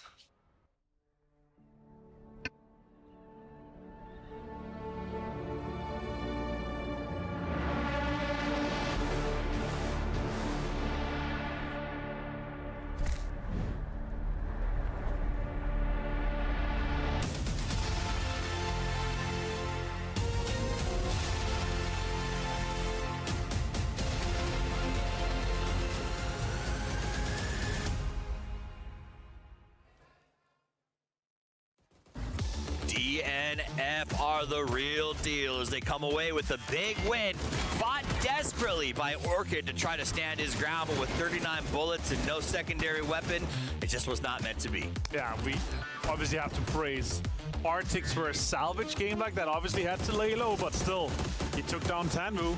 Yep. He waited at the correct time to ensure that his team got a second place and a kill or two extra there. That's fantastic for them. But yeah, Freaks jumping up. This is going to be huge for them. Jumping up into the high 90s here. This is going to ensure them a spot inside the top 5 currently. Yeah. But still, it's not done for them. It's not done for them, but I'll tell you who it might be done for. T1 had another great game. They look good, constantly finding points every single time. Are you willing to say that you think they're secure at this point? I think we're looking at a 25 to 30 points down to 6th place. And really, Okay. 6th place is going to have to pass multiple teams, right? So it's looking good right now. Honestly, for me, this is the big one here. Once we get into the, wildcard maps, if you're able to get some points from that you're not kind of expecting to, your average is going high, that's going to be massive. But then again, it's just so lucky that Expendables and Twisted Minds are finding each other, delaying these two top massive monsters of teams. And, well, at this time, obviously, Expendables came in and got a good amount of kills, but still, they're delaying each other. Imagine if we had Twisted Minds on one side, Expendables on the other side, just crushing the lobby in a sandwich. That would be absolute terror. Oh, yeah, there are the defending PUBG Mobile champions. I will say, I thought it was fascinating that they both took the exact same strategy, going to the Southern Island, leaving one sort of flyer to keep an eye on the rest of their team swimming, and it just seems the Expendables are better swimmers than Twisted Minds. And if it wasn't for the delay on Twisted Minds coming in later, that could have been more kills for Expendables, right? You can just see that angle of approach. That ensured Expendables 14 kills, and I think it's going to be 4 placement points, or 3 or 4 placement points. No, 4 or 5 placement points. So that'll be a huge game for them. Now, it was an interesting circle because it was the exact same, essentially, in how it starts from the previous game, which for teams like Orchid, who are desperate to find points and really kind of get to that top 5, that's pretty tough for them. That was a recovery that was, I think, pretty impressive by Arctics because they had to come all the way from the north side of the map for a second time in a row. That's got to be a little bit frustrating if you're one of those teams that's in the chase. Expendables walks away with 19 points off the back of that one as the rich continue to get richer. Freak's going to get 15. T1 still looking strong with another 15-point get. Orchid, despite the long rotation, will walk away with 11. It's rare to see the third-place teams be a team that only got 1 placement point. Look at that, 14 kills with T1.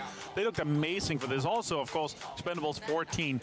Those two teams together, 28 kills out of the kills available. Obviously, let's take those two teams away. That's only going to be 56. So they got half of the points available, not because you're not killing You're not killing each other. I mean, you did some fun math in there that I lost track of, but I think I agree completely with you. I will also agree. Look at that, 5 with no placement points. Here's the overall standing. Expendables going to be in the front with no questions whatsoever. Defending PGC champions. Oh, thank you very much. Looking beautiful at 141. Twisted Minds at 116. T1 feeling good at 112 as they continue to climb that board. Freaks firmly in 4. And Arena off the back of some incredible Jacob plays over the last 2 games are now at 92 total points. Yeah, so Expendables, Grat, you're into the finals here. Let's see who's are the teams that you're going to be destroying, because you have 4 more games to have fun and maybe focus on some of the teams that's going to be going on in the bottom. Now on the bottom, when we talk about that cutoff, 61 right now below goes home. 73 is the 9th place position. So there is just barely 12, 13 points. That's not even one game's differential between saving yourself a trip home and possibly risking getting knocked back into that spot. So those teams, Alcocia and 4 Angry Men in particular, I feel like it's affecting some of those rotations we're seeing from them. They're scared to take those risks because it is just so dangerous at this point. For sure, and for JDG, like we're looking at, out of the 4 last games we have here, we're looking at 2 wins for them, otherwise they're going home. GK needs a big game. Genji needs a big game. The teams close to the bottom here, we're looking at 6, 7, or 8 teams that are trying to survive, trying to stay away from that bottom 3, which is a ticket home directly here after our group stage finish. It's funny to say Genji needs a big game after having gotten a chicken dinner already here today, but that is just how crazy it has been and will continue to be, because we have 4 games left before we decide which 5 teams go straight to the grand finals and which 3 go straight to the airport. We'll be back after this short break.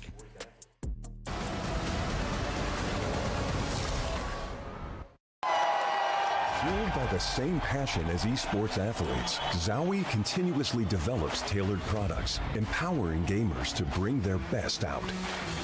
Today, we are launching the all-new XL2566X Plus, which uses the newly developed Fast TN panel and upgraded Diac 2 technology. The new monitor series continue to evolve, refining details to ensure players can perform their best consistently in games.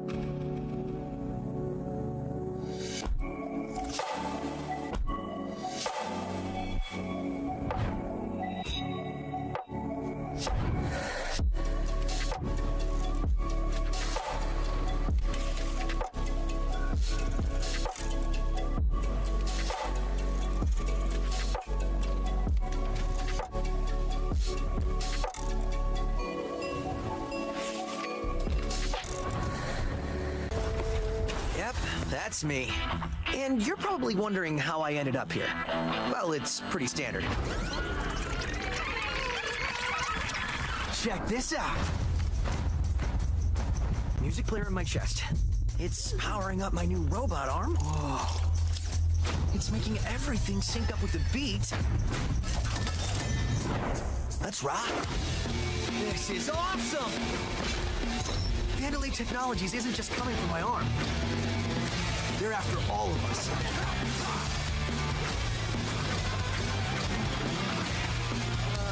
That's the defect!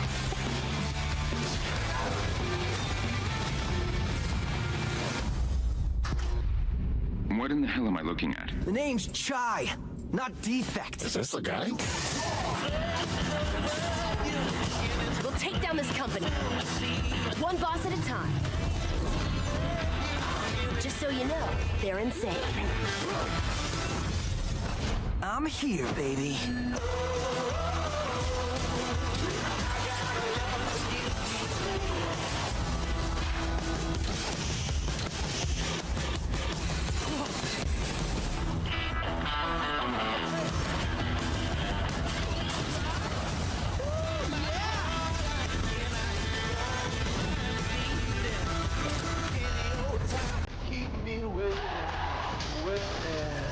Hold on, did you just feel that?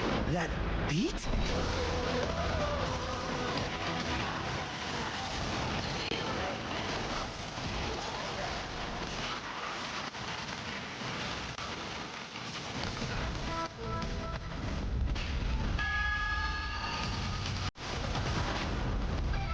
Ready for more?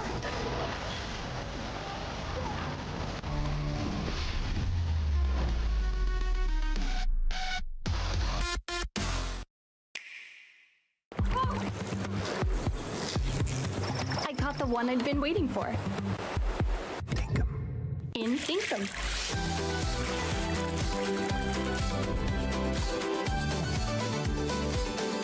Find adventure in every direction.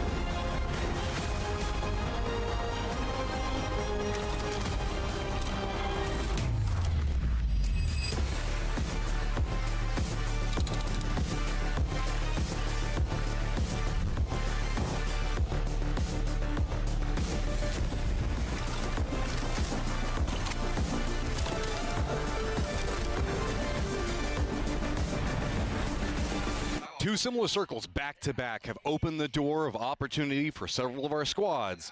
Seen a couple of these squads step in and really see what they can get out of it. Gen.G, Freaks both, big games. While the Expendables made it in the stage late last time, we've kind of seen Twisted being pretty quiet so far.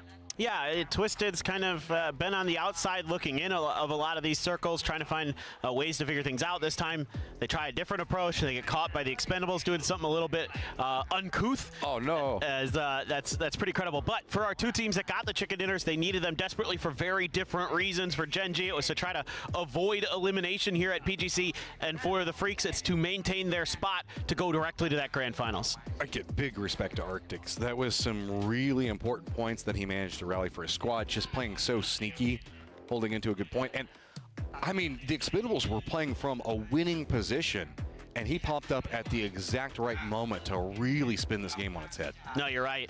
He couldn't have read that situation better. I mean, the poor guy, just if he had a few more bullets. Like, look at how many teams that they're cheering for. There's no end to it, and that's why I love this audience so much. Oh, and when the players were coming back in as we get ready to go into Tago for our third game of the day, when the players are coming back in, the crowd's just going nuts. They're chanting for their different teams, like absolutely incredible. Well, it is time to Tago, ending up around Wolfsong up at the start of this one. Ending up around the start, I know, words are good. Yeah. And then we go all the way down to the southeast as, yeah, give me that Porsche. Also, that video coming in with the PUBG United. So sick. That was pretty sick. Just give me that old school PUBG theme. Yeah, like, I know. It's just every time I hear it, it's just goosebumps. Love it, love it. Well, a pretty relatively fair plane path. I mean, the airport shipyard, a little bit out of reach early, but everything else pretty much good to go. So the normal drops in play. I think, yeah, I was going to say Gen.G is backed off of Buksansa, so that should be solely available for QAD. And is there going to be anything else? A lot of teams getting off late on this plane path. Evan Pochon, Irina, I think that going opposite directions. Evan Pochon and Gen.G have a member that's pretty close to each other, probably jockeying for a car, if I'm not mistaken. Pretty calm outside that is. Looks like 4 Angry Men are going to stretch past El Kadzia like you were talking about. I think it's just really Flame and Star-Lord being close to each other. That's about it.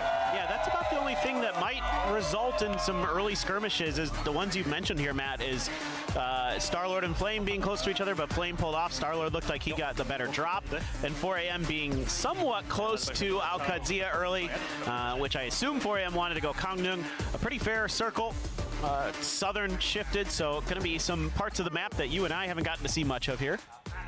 Yeah, okay, so center point of this circle, going to kind of be favorable for Al-Qadsiya, but that's got a high ground position. It's going to get a lot of vision down into the lower section, specifically into the south and to the west. We do have a couple of city locations and points of interest that a couple of these squads are going to be playing around and jockeying for positions, but nothing crazy. Actually, Namiga and Al-Qadsiya, I think, were maybe getting close to each other for a car. I don't know who got it. I think Al-Qadsiya, maybe? Yeah. I didn't even see that. And that's going to leave Gedrox all by himself, but I don't think that he has any guns, so Cowboy's going to be running away while he's getting shot at, but Gedrox probably doesn't have too much ammo to work with. Yeah, I mean, usually if you're able to get that car early, you're pretty good to go. Heaven going to be the man of the match there. Just 3 kills, but was part of that duo that secured the win. Him and Gumin doing a good job.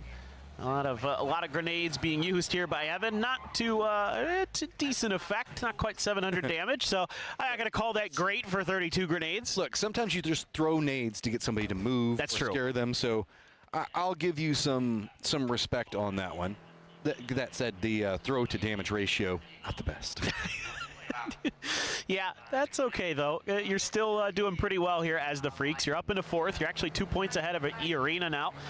So it's not comfortable at all for the Freaks. They have to continue to frag out. I think T1 probably getting pretty close to being okay. They're at 112 points. Let's hear from our Game 1 winners. Orca's got something to say. And now we are here with Orca from Genji. So congratulations on your first chicken dinner. But you guys were in such a really risky spot. But now things seems to getting better now. But I would like to ask about what change that you make. 일단 첫 번째 치킨 정말 축하드립니다. 젠지가 사실 조금 위험한 순위권에 있었는데 요즘 이제 다시 경기력이 되게 많이 올라오고 있는 것 같아요. 혹시 어떤 변화가 있었을까요? 게임을 조금 더 쉽게 풀어 나가려고 하는 것 같고 형들이 많이 도와주고 있어서 쉬운 것 같아요. We're finding ways to make our gameplays more easier, and my teammates, my brothers, are helping me a lot. Wow! All right, so let's cheer them up, Genji. Easier? I mean, you know, there's that first game, yeah, looked pretty good. They're 3 points away from Al-Qadsiya. They got a lot of points, so anything to make it easier than where they were at, right? That's exactly it. I mean, you know, kind of saying, yeah, we just need to kind of play relaxed. I think maybe part of the idea here for Genji, you know, even though you're in a tense situation as far as the leaderboard goes, sometimes you can't really think about that too much. So we're in a weird spot whenever we look at the Expendables at 141. The question for this lobby is really how many points does the Expendables take away from everybody else at the end of the day? Yes. We know that the squad can pop off big and really just stack up a ton of kills. So if we keep seeing them sponge up at the top, Twisted started off a bit slow. That's allowed T1 to get a lot closer, but we still have the drop off down to the Freaks, making 4th and 5th just that much more vital and bouncing between the two. E-Arena off of their games have at least managed to get 7 points of separation away from Orchid, but then it's just back into the pack again all the way down. For sure. I mean, it's getting to the point where maybe only a few teams really have hopes of being into that top 5. Orchid, Furia, Namiga, maybe Sharper, maybe FN if they have some explosive games here in our middle maps, but it's going to take some work for sure. The consistency of some of those squads, and with how hot especially E-Arena has looked so far, their mechanics look really on point, decision making looks pretty strong, so it's a lot to ask for these teams that are outside of that top 5. I've been getting a bit more nervous for 17 and Al-Qadsiya. They're not finding success in those first 2 games. They know that they're in a cusp position. It's just going to get more dangerous, especially whenever you have Genji, the team that's down at the bottom, starting to pop off, find points, now getting in like touching distance of finding you on the leaderboard. Al-Qadsiya knows that they've got 3 points of separation. That's nothing in this game. No, I know, and I think Al-Qadsiya, their eyes got a little too big in that previous game when they saw those knocks that were close to their compound when they reached out to go for them, weren't thinking about the possible angles that other teams were going to have into them, and they paid the price for it. So it just kind of an odd mistake for Al-Qadsia. I mean, I get the idea. I totally do. Side, they have to go for it. I totally get it. Two different teams that are going to be collapsing on them if they don't. No, you're absolutely right. Just flipping a car there, pretty funny. But no, I totally agree that you have to go for that. I think just maybe thinking about the approach a little bit more before you kind of fully commit to it, maybe. But at the end of the day, you know, there's still plenty of opportunities for Al-Qadsia. As we have a glider up in the air. I think that's Orchid, if I'm not mistaken. Yep, indeed. Flame is looking for something. I don't, you know, suspect that he's going to be able to connect much. It's pretty hard to hit those gliders, and sure, you can soften the glider itself up, but getting hits on the pilot, that's pretty tricky. Just driving barefoot up in the sky. You know his feet have to be so cold. Yes. Kraken? It would be freezing. Al-Qadsia? So Kraken's in the hunt for trying to get the top 5, while Al-Qadsia is just trying to survive, and this could spell doom for Al-Qadsia if they're not careful. Look at Furia starting to set up. Remember, Al-Qadsia, this is kind of their home where they dropped at. While taking some damage, but it's going to be from Namiga. Yeah, this is a little bit awkward for Al-Qadsia. They've revealed their position to a couple different teams, and there's no, you know, compounds for them to work with here. It's all open space. Rocks, yes, you're top of the hill, but, you know, rocks and trees is what you get to play with. So a little bit of a reposition from Rello. Roth is currently holding on his own. That seems to be kind of the general direction that Rello is drifting, but looks like they're going to commit to more of a 2-2. Leave the two young guns up on the north to lock down Furia. Well, this is peeking around, and oh, JDG flips a car, bad time. Cold, what you got? Oh, missed. That is just JDG in a nutshell. Just not their day. Just not their day, and they have to be pretty careful here because FN is still sitting inside of Songam, and they're getting a little close, but I think they're just going to drive around the coast and avoid the city if possible. Sharper is one of our later teams because they drop by Hey Musa and Wolsung, so they're going to be coming in, but T1 also coming in late by them. Now Thunders gets a view of this, so he's going to be able to relay that over. Good news, I guess, for both teams, you could say, is that T1 seems to be peeling away. But where does T1 go? Twisted's going to be on the other side. Some shots coming out just to secure territory. T1, though, we often see them do this more, I guess, aggressive run between two squads pretty early. And oh no, that's a very nice crate, very close to Twisted. That could start finding them a lot more points on the day. Ooh, Heather taking a couple points of damage, but actually going to be A-OK. Perfectic's going to be the one to look over. Who's going to grab the Lynx if I mean, it's so early in the game for a Lynx because you have such limited ammo with it. But maybe Perfectix just says, yep, screw it. This gun's too good. Can't pass it up. Eyes on a couple of moving factors here. T1 did find a good stop-off point. They're about the only moving factor other than Sharper, just the other side of Ouyang, away from them. We do see 17 opted to an emergency pickup. Circle does go south, and Roth rolls right next to Zakraken, who's been just in cover for so long. Now Zakraken out. Every one of these points so valuable, but the angle here is so good. Oh, they're fighting on a couple different fronts. A little bit tough here for Al-Qadsia. They need these points. Roth just has to jump out. They need to secure this. This is the second time now today that we've actually seen Al-Qadsia get the first kill of the day. Twisted. Tulins is driving close to this. Roth. T1. They're also approaching from the other side. It's everybody just chasing down into Al-Qadsia's position right now, and this is going to be really bad. They're just entirely contained. Roth's going to go down. Ian spots him easy. D now down as well. Al-Qadsia in tatters, just down to 1, sitting in 12th place. Oh, that's brutal for Al-Qadsia. They only get 2 points out of it to get ahead of 4 a.m. Now Perfectix getting lit up as they're taking a fight against T1. EN down. He's been the danger man for T1 here today. Type has to worry about that Lynx, that grenade right in front of Perfectix, or excuse me, Example. Hell, my bad, taking shots at Furia, who wants nothing to do with this firefight. They are just running away from the point, and I don't blame them. T1 Twisted up on top. It's going to be second and third respectively. Just 3 points difference between them. Good shots come out from Perfectix, and he gets raining down. Oh, he was so ready for that. Type not going to get there.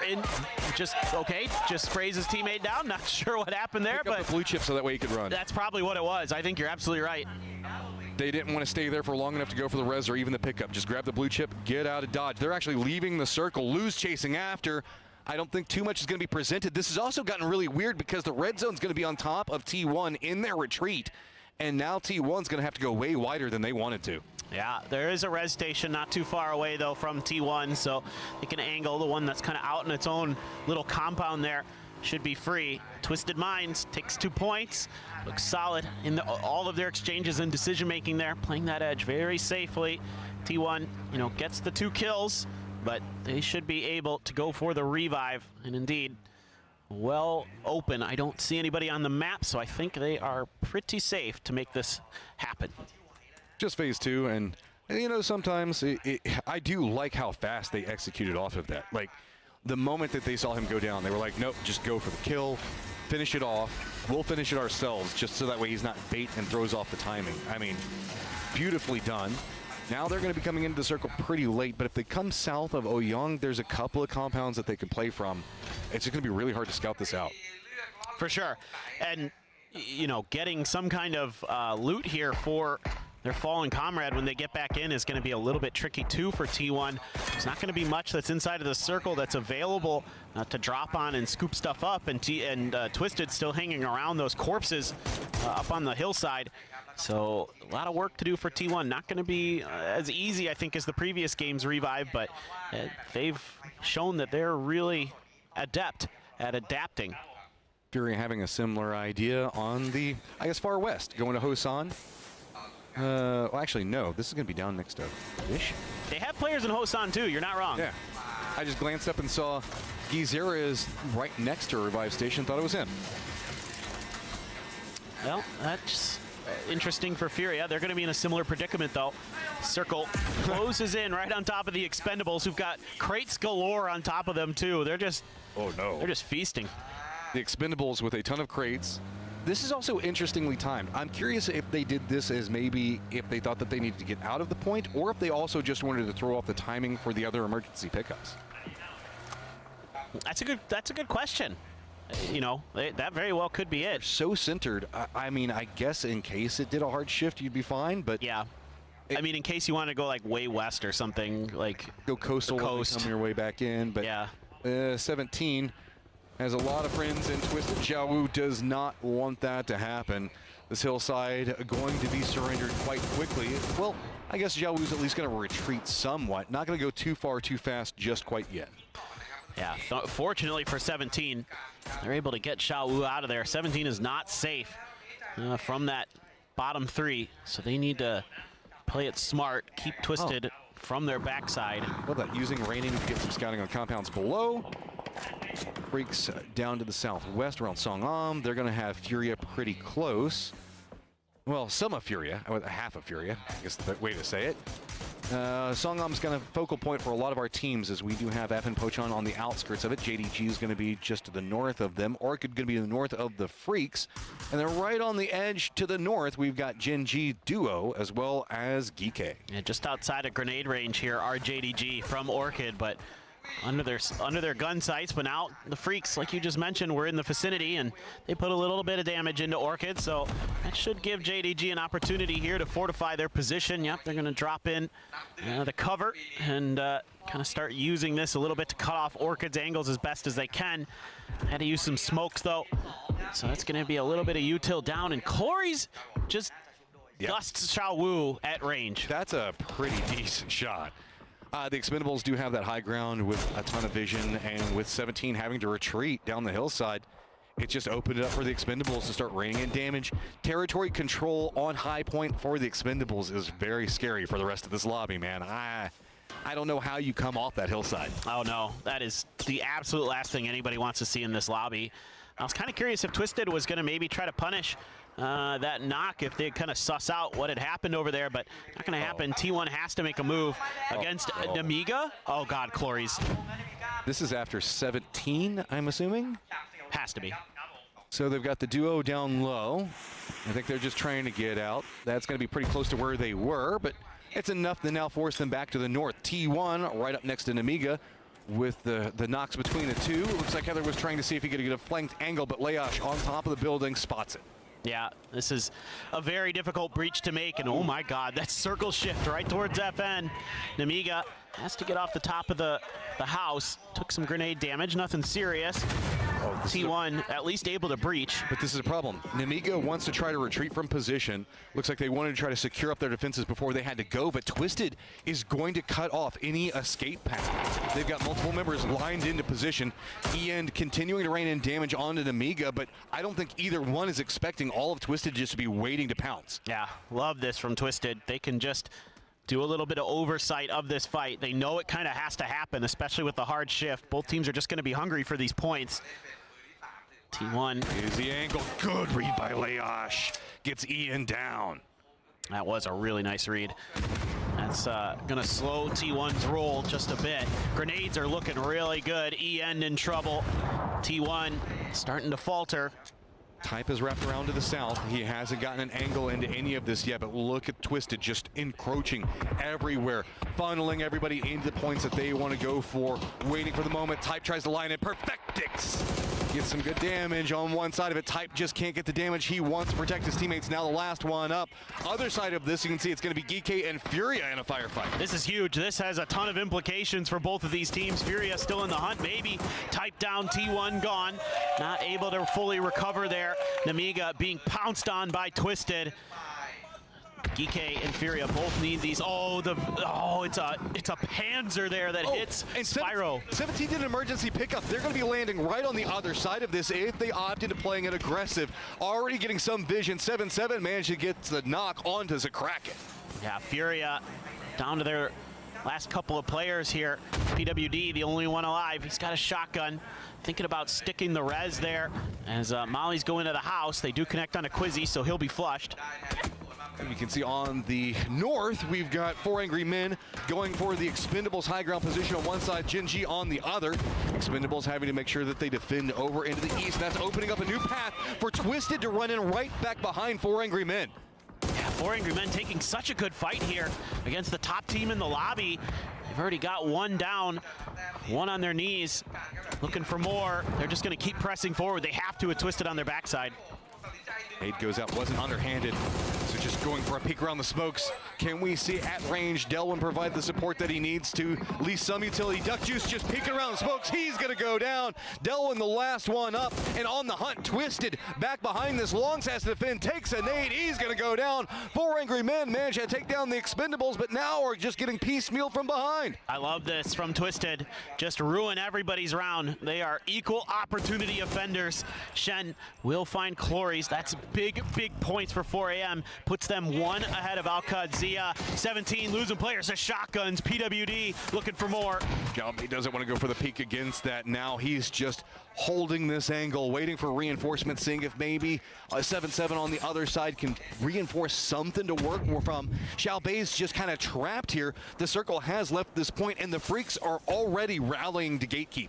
Yeah, this is, no matter what happens here, probably death for either 17 or Geek.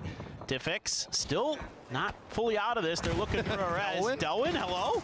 He's just joining the party. He wants more points. Nurins is actually going to be the one that gets knocked onto Shin. Finally, we do see Delwyn go down, but it is just everybody stacking bodies in that spot. And Amiga goes down. The Expendables go down.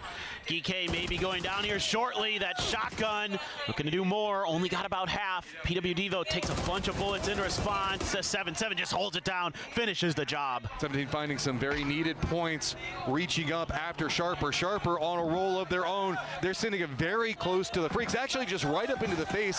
They're trying to take this position right next to Heaven. They're rolling in, but it's going to be Salute that gets the knock onto Thunders. Yeah. Getting ready with the grenades here as well. Have to throw some smokes to offer an opportunity for the rest of the Freaks to get into this fight. Grenades deep, cars gonna explode. Players are falling for Sharper left and right. Earth trying to rotate into the corner to heal. But now 17 can use this and sneak up back behind the Freaks. Salute knows this. He's trying to keep an eye out for any tail end members of that firefight. And so this puts Freaks kind of pinched between the two different firefights entirely unexpectedly. Oh, but Somehow they turn on it. DL is ready. He's watching their backside. He's got a safe pair of hands here for the Freaks. And they might be able to get this res on the human right before he bleeds out. That's allowed Salute to also regroup. Sharper has a moment of reprieve to work with as well. Over into the north, it's going to be Twisted continuing their rampage over their 6 kills.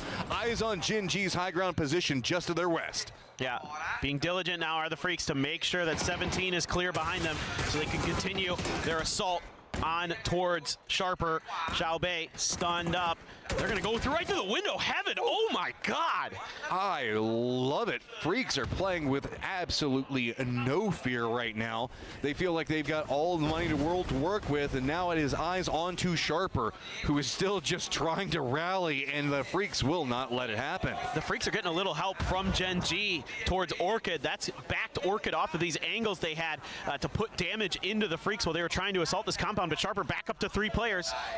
Salute playing the outside, playing it slow. Jedi on the other side, peeks along the smokes, no clear vision yet. Twisted on their push after Gen G. E-Arena hears this firefight. Looks like they're trying to get closer to it. Orchid also has to use this moment to rally. Salute lines in and just demolishes Sharper. Oh, Sharper, only one player. They're trying to figure out where the hell he went. He just runs past them. They jump by. He's got the shotgun, but only 2 shells.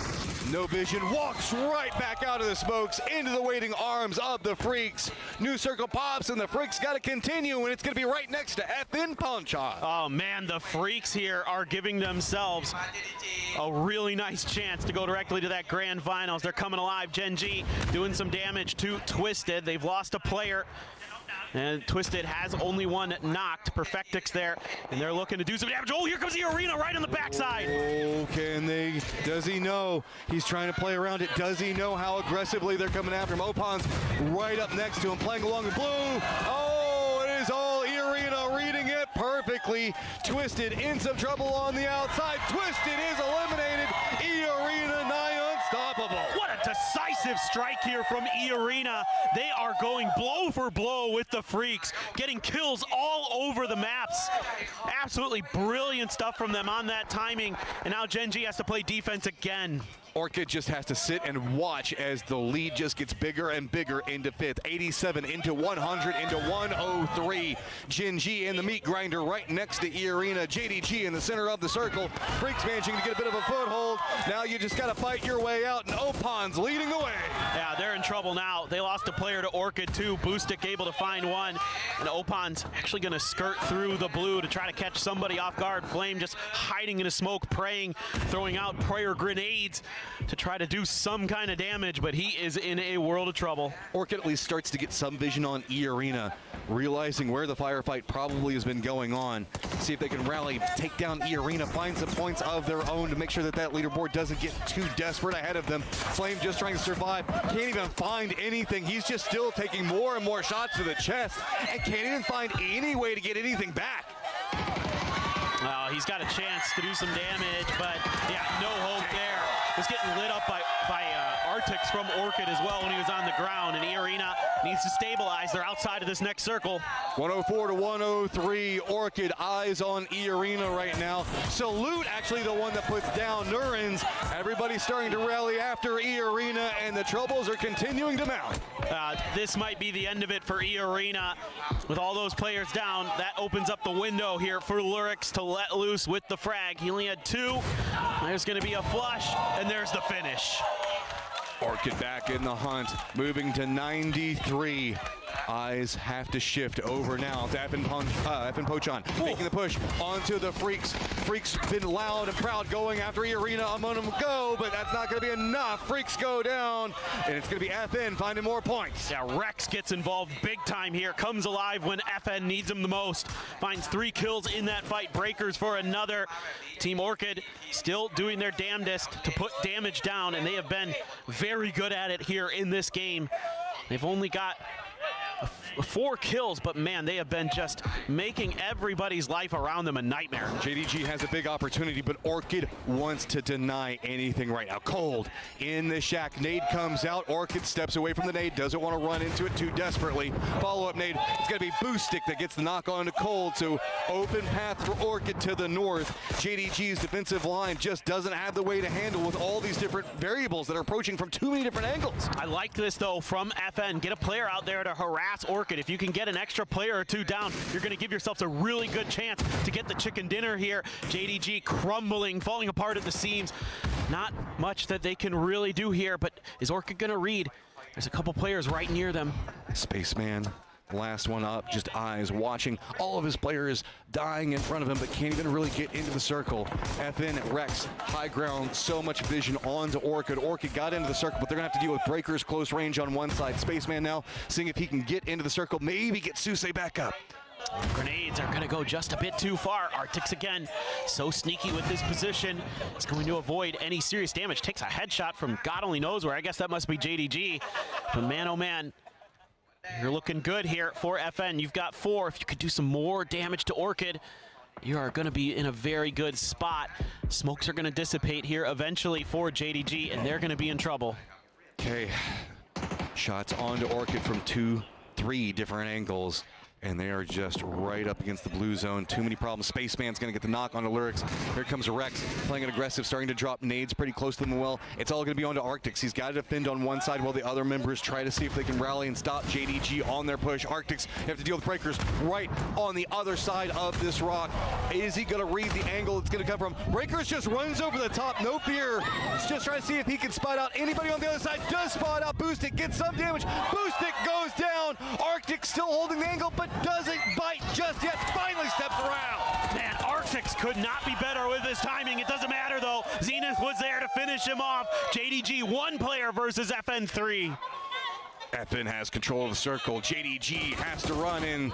Just 1 member up in Spaceman. No cover in front of him. This is going to be hard. Star-Lord to the south. Zenith in the middle, and Rex on top. I don't think there's much hope for Spaceman.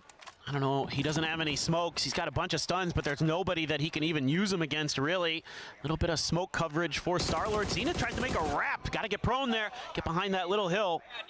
That's just a distraction, so Star-Lord can move forward along the smoke wall and get closer. Spaceman does get the knock onto Zenith. Is the cost going to be big enough? Spaceman takes a lot of damage now, just down to a 2v1. Throwables raining so close to Spaceman, but doesn't connect just yet. Couple of peeks, Star-Lord taking some damage. Spaceman trying to rally this together, but it's so hard. 2 different angles. Rex on top, now moving outside the safe zone just to get on top of him from a new angle. Spaceman has nowhere to go. He has to take down Rex just to get into the circle. FN can just hold. They've got the circle. They've got the advantage. Eventually, the blue is going to do the job. They want the point. He's on his last legs. Just trying to juke through, but FN Ochan does take it in the end.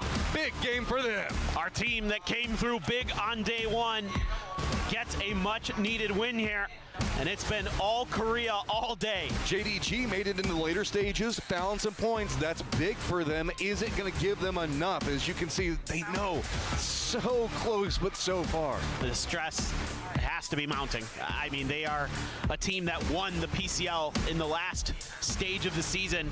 And now they are on the precipice of being eliminated here today. Only 3 more games to find a way out of that bottom spot. This is just continuing to be bigger and bigger problems. Orchid managing to out-survive the guys that were on top of them. Still has a bit of a jump just so that way they can try to be more comfortable, get into that top 5, try to get into the grand finals, get some more space.